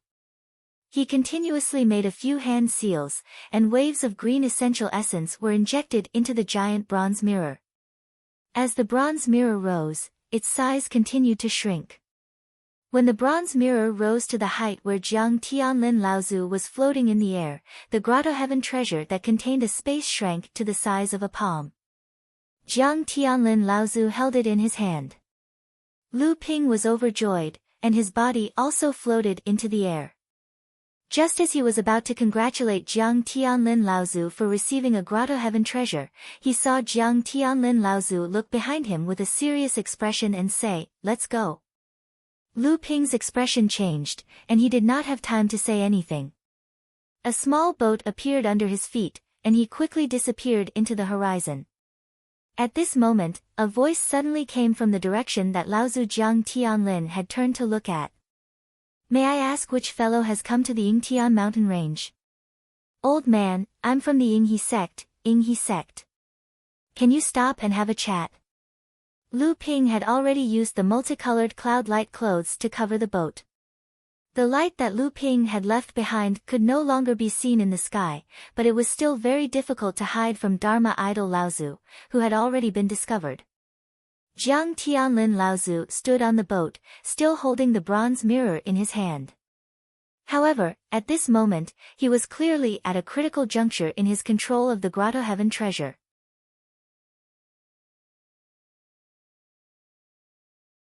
All his attention was focused on the bronze mirror in his hand. Helpless, Lu Ping could only use all his strength to escape. He did not hope to escape from Long River Laozu, but he hoped that he would not be able to catch up to him in an instant. That way, he could buy time for Jiang Tianlin Laozu to refine the bronze mirror. In the sky above the sparkling pool, a fair-skinned cultivator in his 50s suddenly appeared. He looked at the pool under his feet with a complicated expression. This person was Long River Laozu of the Yinghe sect.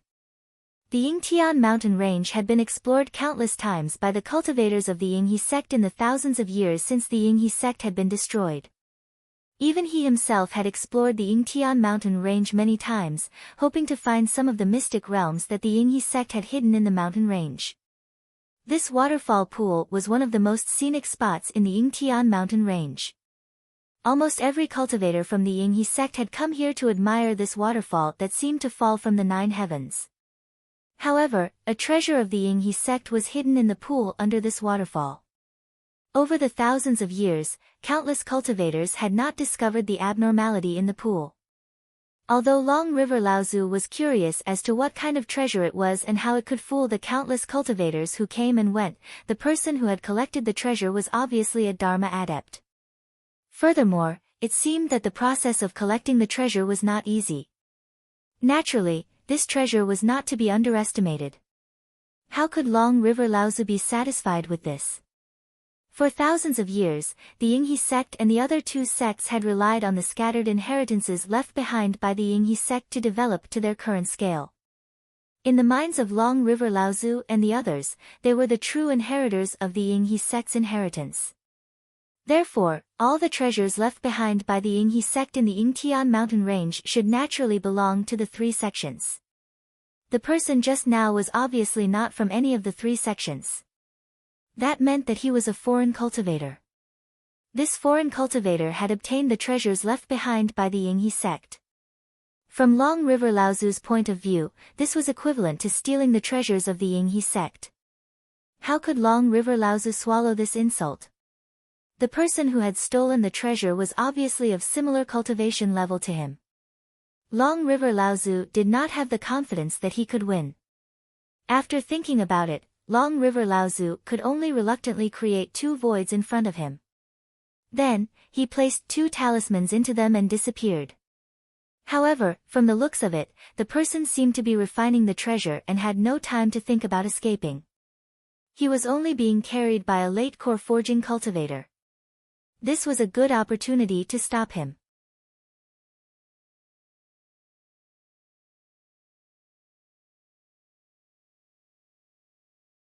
Chapter 646. Lu Ping looked at Jiang Tianlin Laozu, who was using all his strength to refine the space treasure in his hand. He couldn't help but smile bitterly. He didn't think that even a Dharma cultivator would cause such a big commotion. Now, he had to hide from a Dharma cultivator. At this moment, Lu Ping no longer dared to fly towards Yinghe's cave dwelling. When he looked back, he saw Ancestor Changhe's hands tearing the void in front of him and disappearing into a space door. Lu Ping's heart skipped a beat. He activated all the true essence in his body and injected it into the boat under his feet. Even with the Cloud Light 5-colored clothes, the energy that exploded from the boat still broke through the Cloud Light 5-colored clothes and left a dazzling trail of light in the sky. Just as Lu Ping flew away, the space around him suddenly twisted. The clouds that Lu Ping used to hide his body suddenly disappeared into the void vortex. Patriarch Changhe appeared in midair a few hundred feet away from the vortex. Lu Ping, who seemed to be trying his best to escape, sneered coldly. His feet flickered continuously, and each flash brought him a few hundred feet away. After 5 flashes, he was already 3 to 4 miles away from Lu Ping. Now, he was only a few thousand feet away from Lu Ping. Because Lu Ping was steering the ship with all his might, his true essence was pouring out like a torrential flood, staining the entire ship's surface with a bluish-purple hue. The scattered bluish-purple spirit lights filled the sky as the ship streaked across, forming a thick trail of light. Lu Ping no longer cared about hiding his tracks, all he could do was flee with all his might. Just at this moment, 2 long roars came from behind River Laozu. River Laozu's expression changed. The light under his feet flashed again, and the distance between him and Lu Ping closed again. At this moment, the 2 rays of light behind River Laozu suddenly flanked Lu Ping from the left and right. Ha! Which sect is this fellow Taoist from? He actually silently entered my sky-piercing mountain range and didn't even inform us before leaving. If news of this were to spread, wouldn't all the cultivators in the world laugh at our 3 sects for not providing good hospitality? Brother Wuji from Yingshan's sect is right. My Tao Universe sect has already prepared a banquet to welcome you. Since you don't want to be a guest at Brother Long River's Inghe sect, you can come to my Tao Universe sect. Lu Ping's face was full of bitterness, while River Laozu was dissatisfied. As the two Laozu were speaking, they moved to flank Han Shuo. At the same time, River Laozu, who was behind Lu Ping, suddenly sped up to close the distance between him and Lu Ping. Humph. Brother Wuji, Brother Yushang, I invited you two here. It is only natural that I owe you a favor. However, this fellow actually relied on his cultivation base to behave atrociously within the territory of my Inghe sect. He even stole our sect's treasure. I hope you two can help me get my treasure back. My Inghe sect will definitely reward you handsomely. River Laozu's sudden words caused the two Laozus to feel embarrassed to say anything more. At any rate, their three sects had sworn an oath to help each other. However, these people were old and shrewd. They simply did not care about their pride. What River Laozu said earlier caused the two Laozus to let their imaginations run wild. Brother Long River, what treasure did this fellow steal from your sect? For you to actually need to hand over the talisman of the three sects alliance, Brother Yushang and I were shocked. Yingshan sect's Wuji Laozu's eyes darted around. He once again asked about the item in Jiang Tianlin's possession. As for River Laozu's words, the two of them were skeptical. River Laozu said calmly, it is just a bronze mirror that our sect left behind. However, this involves our sect's privacy. Forgive me, old man, for not being able to say more. River Laozu's attitude caused Wuji Laozu's expression to change. Just as he was about to explode, Tao Universe sect's Yushang Laozu stepped forward to smooth things over. You two, now is not the time to bicker. If I am not wrong, the person who escaped in front of us should only be a late core forging adept. Yet, he was able to last so long against us. Could it be that the two of you are not done playing with him? Furthermore, I can see that the other cultivator in front of the flying boat is also a Dharma adept. However, it is clear that he is at a critical juncture in refining the treasure that he stole from the Yinghe sect. If the three of us do not hurry and surround the two of them, once that cultivator succeeds in refining the treasure, it will be difficult for us to take back the treasure. Yushang Laozu's words clearly gave the two of them a way out. The three streaks of light immediately advanced together, gradually forming a pincer attack on the fleeing Lu Ping. However, just as the three of them began to surround him, the boat beneath Lu Ping's feet suddenly shone with a green light. After the green light appeared, it rapidly suppressed the bluish-purple light of the essential core to a thin line, allowing it to dominate the boat. The body of the boat shook, and its speed suddenly increased by several times. Under the furious gazes of Changhe Laozu and the incredulous gazes of the other two, the boat managed to break through the encirclement of the three Dharma adepts. Lu Ping let out a long sigh of relief. This was the first time he had faced the terror of a Dharma adept. If he had been just a little bit more, Lu Ping and the others would have been surrounded by the three Dharma adepts.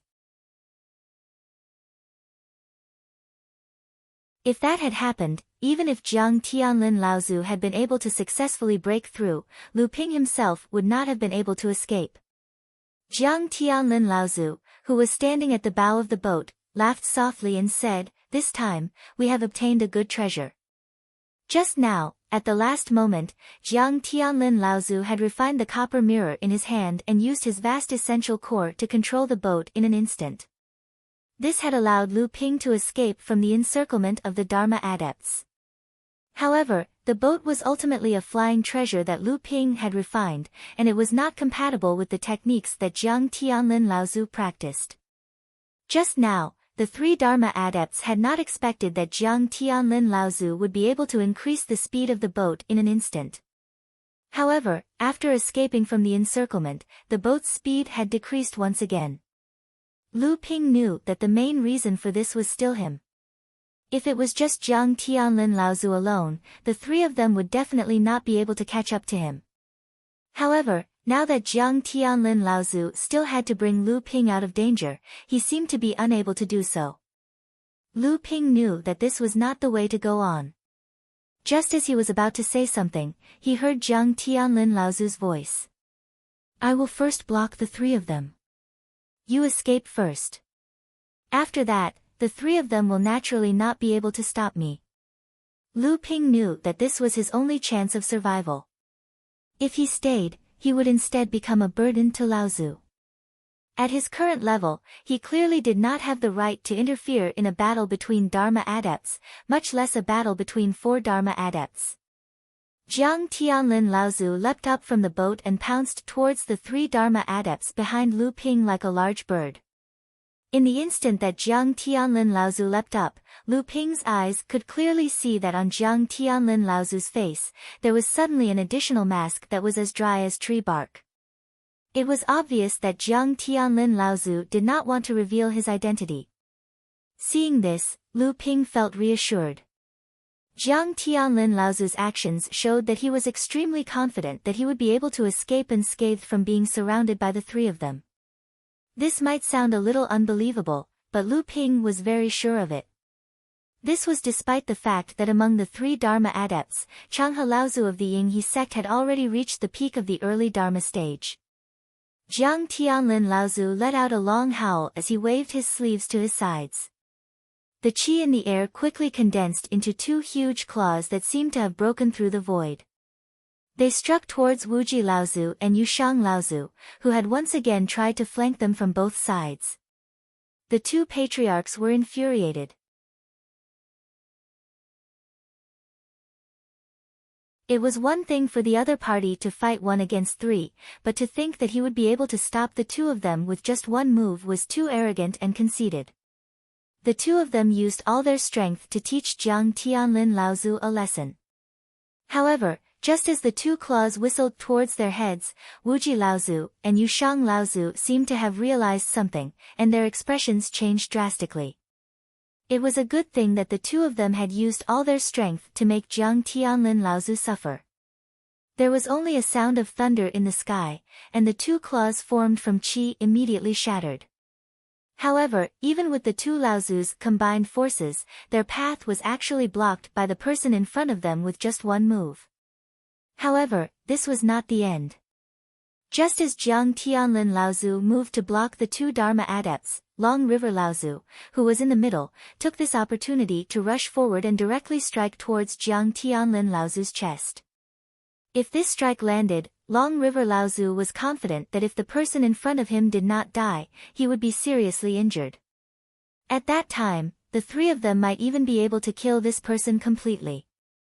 Thinking about the mirror that Jiang Tianlin Laozu had taken from the pool, Long River Laozu's blood surged. It was a good thing that Wuji and Yushang did not know about this.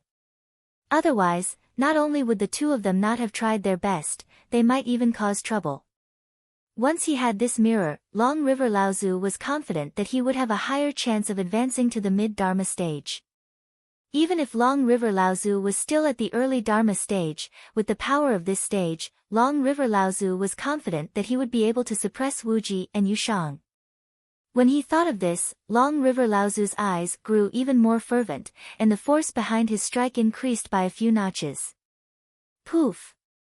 Long River Laozu felt as though his palm had struck something. However, the scene of his bones breaking and blood spurting out did not appear as he had imagined. When he looked up, he saw a middle-aged cultivator wearing a mask made out of withered tree bark. He had unknowingly retracted his palm and was actually able to take on Long River Laozu's full-powered strike. There was a playful look on the middle-aged cultivator's face. Knowing that things were not looking good, Long River Laozu wanted to retreat. Unexpectedly, he tightened his grip. He was still in the position of taking on the middle-aged cultivator's palm. His palm was seemingly glued to the middle-aged cultivator's palm. Two shocked cries rang out at the same time. Treasured mirror of emptiness. Long River Laozu raised his head and saw that a copper mirror, shining with spiritual light, had unknowingly hovered above the middle-aged cultivator's head. Seeing that, Long River Laozu's face instantly turned pale.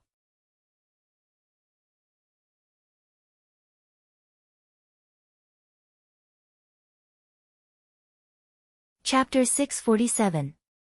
Why was Jiang Tianlin Laozu known as the #1 second-generation disciple in the North Sea training world? Previously, Lu Ping had only heard from his senior sisters about the shocking things that Jiang Tianlin Laozu had done before he had advanced to the Dharma stage. However, what he had seen with his own eyes was that Jiang Tianlin Laozu's level of practice was unparalleled among the second-generation disciples. Although he had also participated in the battle between Jinling and Xianling sect, at that time, Lu Ping had only been an early blood condensation minor repairs warrior. He could not have seen Jinling Xuanlin's power at that time. But now, Lu Ping could truly feel it. They were all early Dharma adepts, and Jiang Tianlin Laozu's level of practice was even at the peak of the early Dharma stage. However, Jiang Tianlin Laozu was actually able to fight against 3 adepts at the same time and not be at a disadvantage. Hearing the increasingly earth-shattering roar coming from behind him, Lu Ping wished that he could turn back and join in the battle. However, he now knew that he was not qualified to participate in the battle between Dharma adepts. At this moment, 2 exclamations suddenly came from behind him. The abundant void mirror. Lu Ping's heart jumped. He recognized these 2 voices as the 2 Dharma adepts who had just arrived. Now that he heard the fear in their exclamations, it was clear that this abundant void mirror was the bronze mirror that Jiang Tianlin Laozu had just obtained. When Changhe Laozu saw the mirror floating above Jiang Tianlin Laozu's head, he was instantly scared out of his wits. However, before he could use all his strength to break free from Jiang Tianlin Laozu's grasp, the abundant void mirror suddenly shot out a beam of light that enveloped Changhe Laozu's body. Changhe Laozu instantly froze in midair, as if his entire body had been imprisoned. Other than his eyes, he could not move at all. Jiang Tianlin Laozu laughed coldly. His palms formed into claws, and he grabbed at Changhe Laozu's chest from afar. A wave of inner yuan had already been formed in mid-air by Jiang Tianlin Laozu's palms, and it was aimed at Changhe Laozu's chest. Once it landed, Changhe Laozu's core space would definitely be destroyed. How dare you? Stop! Patriarch Yushang, Patriarch Five Blessings, and Patriarch Long River had many conflicts because of their respective sects, but they were all interdependent. How could they allow Patriarch Long River to perish? The 2 of them attacked Jiang Tianlin Laozu with their full strength, but they were not strong enough to take on the attacks of 2 Dharma adepts who were of the same cultivation level as him. Helpless, they could only try to protect themselves. Jiang Tianlin Laozu pushed his palms forward, and his body had already retreated. Without Jiang Tianlin Laozu's support, the inner Yuan Claw's power was greatly reduced. However, with Jiang Tianlin Laozu's push, it still clawed at Changhe Laozu's chest.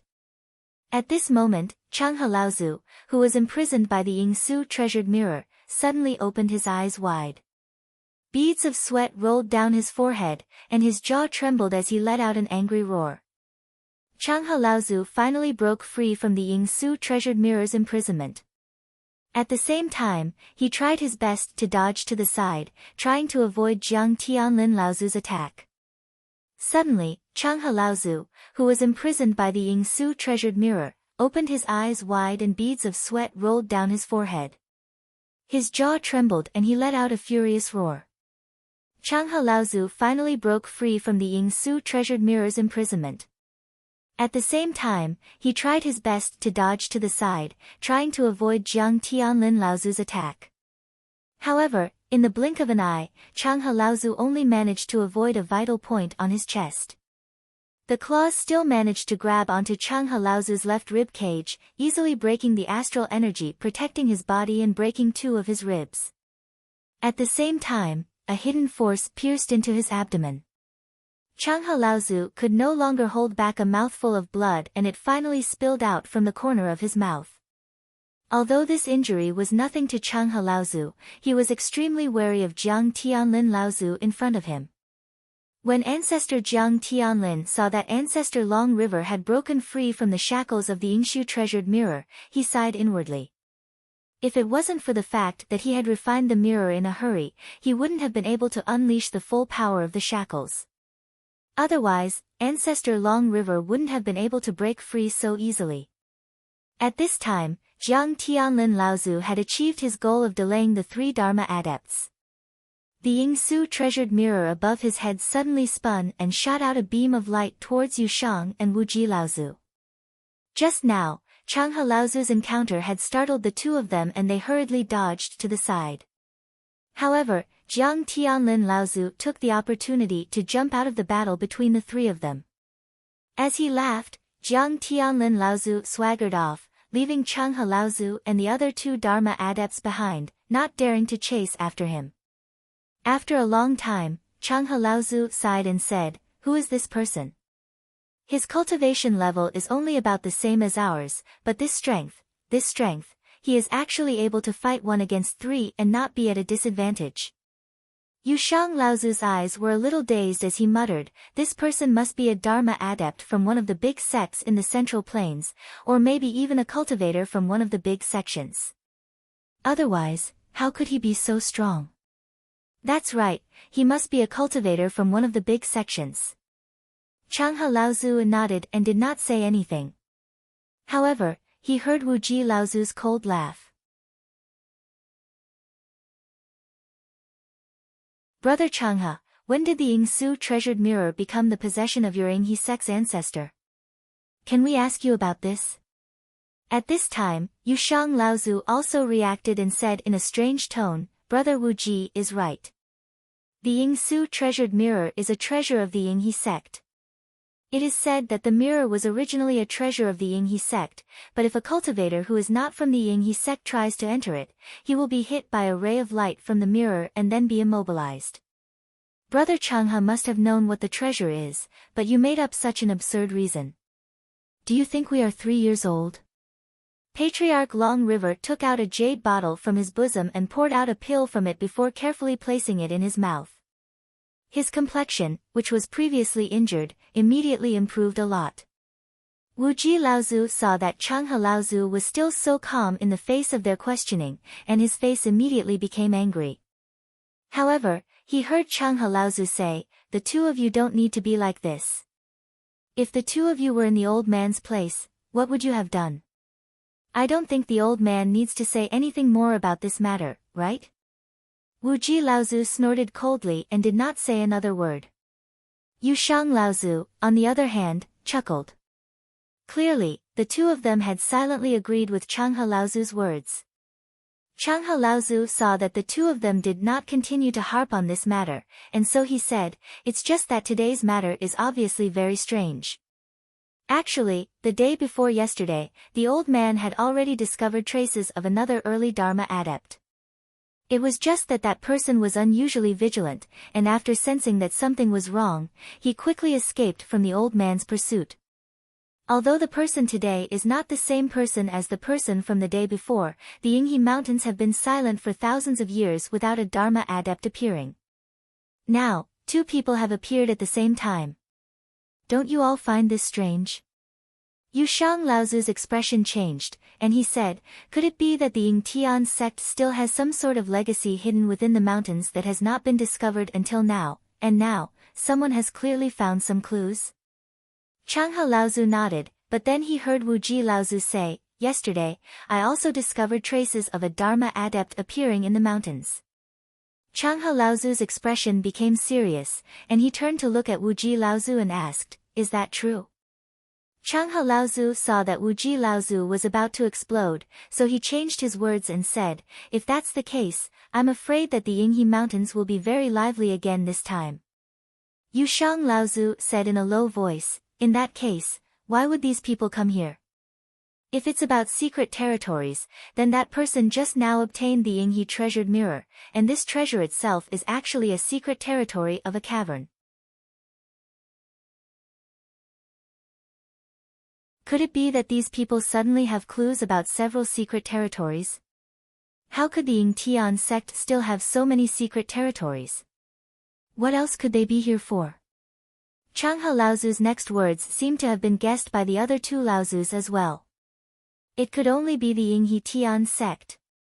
When Changhe Laozu personally mentioned the Yinghe Tian sect, a look of greed flashed across the faces of the 3 of them. This Yinghe Tian mountain range is owned by our 3 clans, and our 3 clans are the true heirs of the Yinghe Tian sect.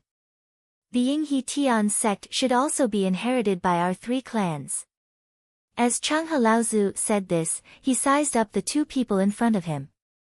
Seeing the greed and fanaticism in their eyes, a mocking smile flashed across Changhe Laozu's face. Lu Ping waited for Jiang Tianlin Laozu in a remote area. Seeing how relaxed Jiang Tianlin Laozu was, Lu Ping could not help but feel a little envious.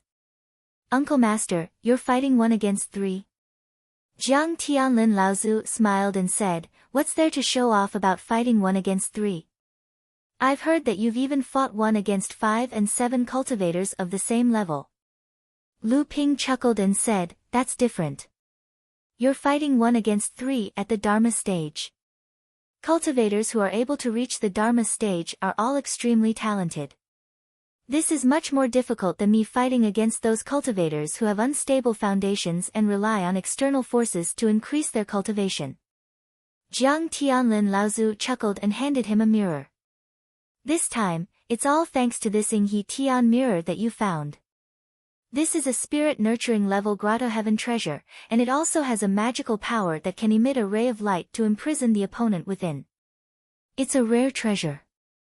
This is actually a spirit-nurturing level grotto heaven treasure? Lu Ping looked at the mirror in his hand in surprise. The surface of the mirror was covered with a layer of dense qi. With a wave of his hand, the dense qi dispersed, and Lu Ping saw the small lake, the mountain peak, the palace on the top of the mountain that was covered with restrictions, and the spirit grass that grew all over the mountains and plains. Suddenly, these scenes flashed on the surface of the copper mirror. But I don't think the grotto heaven in this treasure is very spacious. It's far inferior to our sect's second-ranked grotto heaven, the Jade Grotto Heaven. Jiang Tianlin Laozu smiled and said, the higher the level of the grotto heaven treasure, the larger the size of the grotto heaven. The quality of the grotto heaven treasure is more dependent on the stability of the space in the grotto heaven. In fact, the size of our sect's first inheritance, the true spirit grotto heaven, is not as large as the Jade Grotto Heaven. This Yinghe Tian mirror is essentially a treasure that can attack and grotto heaven at the same time, so it will inevitably affect the size of the grotto heaven. In order to not arouse the attention of others, the 2 of them made a big detour in the mountain range before sneaking back into the rocky cave through the river. You're tuning in to the Blissful Bookshelf YouTube channel. We're so grateful for your support, and don't forget to subscribe to join us on this incredible journey through captivating stories. Your generosity through donations truly makes a world of difference, as it's the primary source of revenue that allows me to expand and enhance this channel for you. Thank you from the bottom of my heart for being a part of this adventure.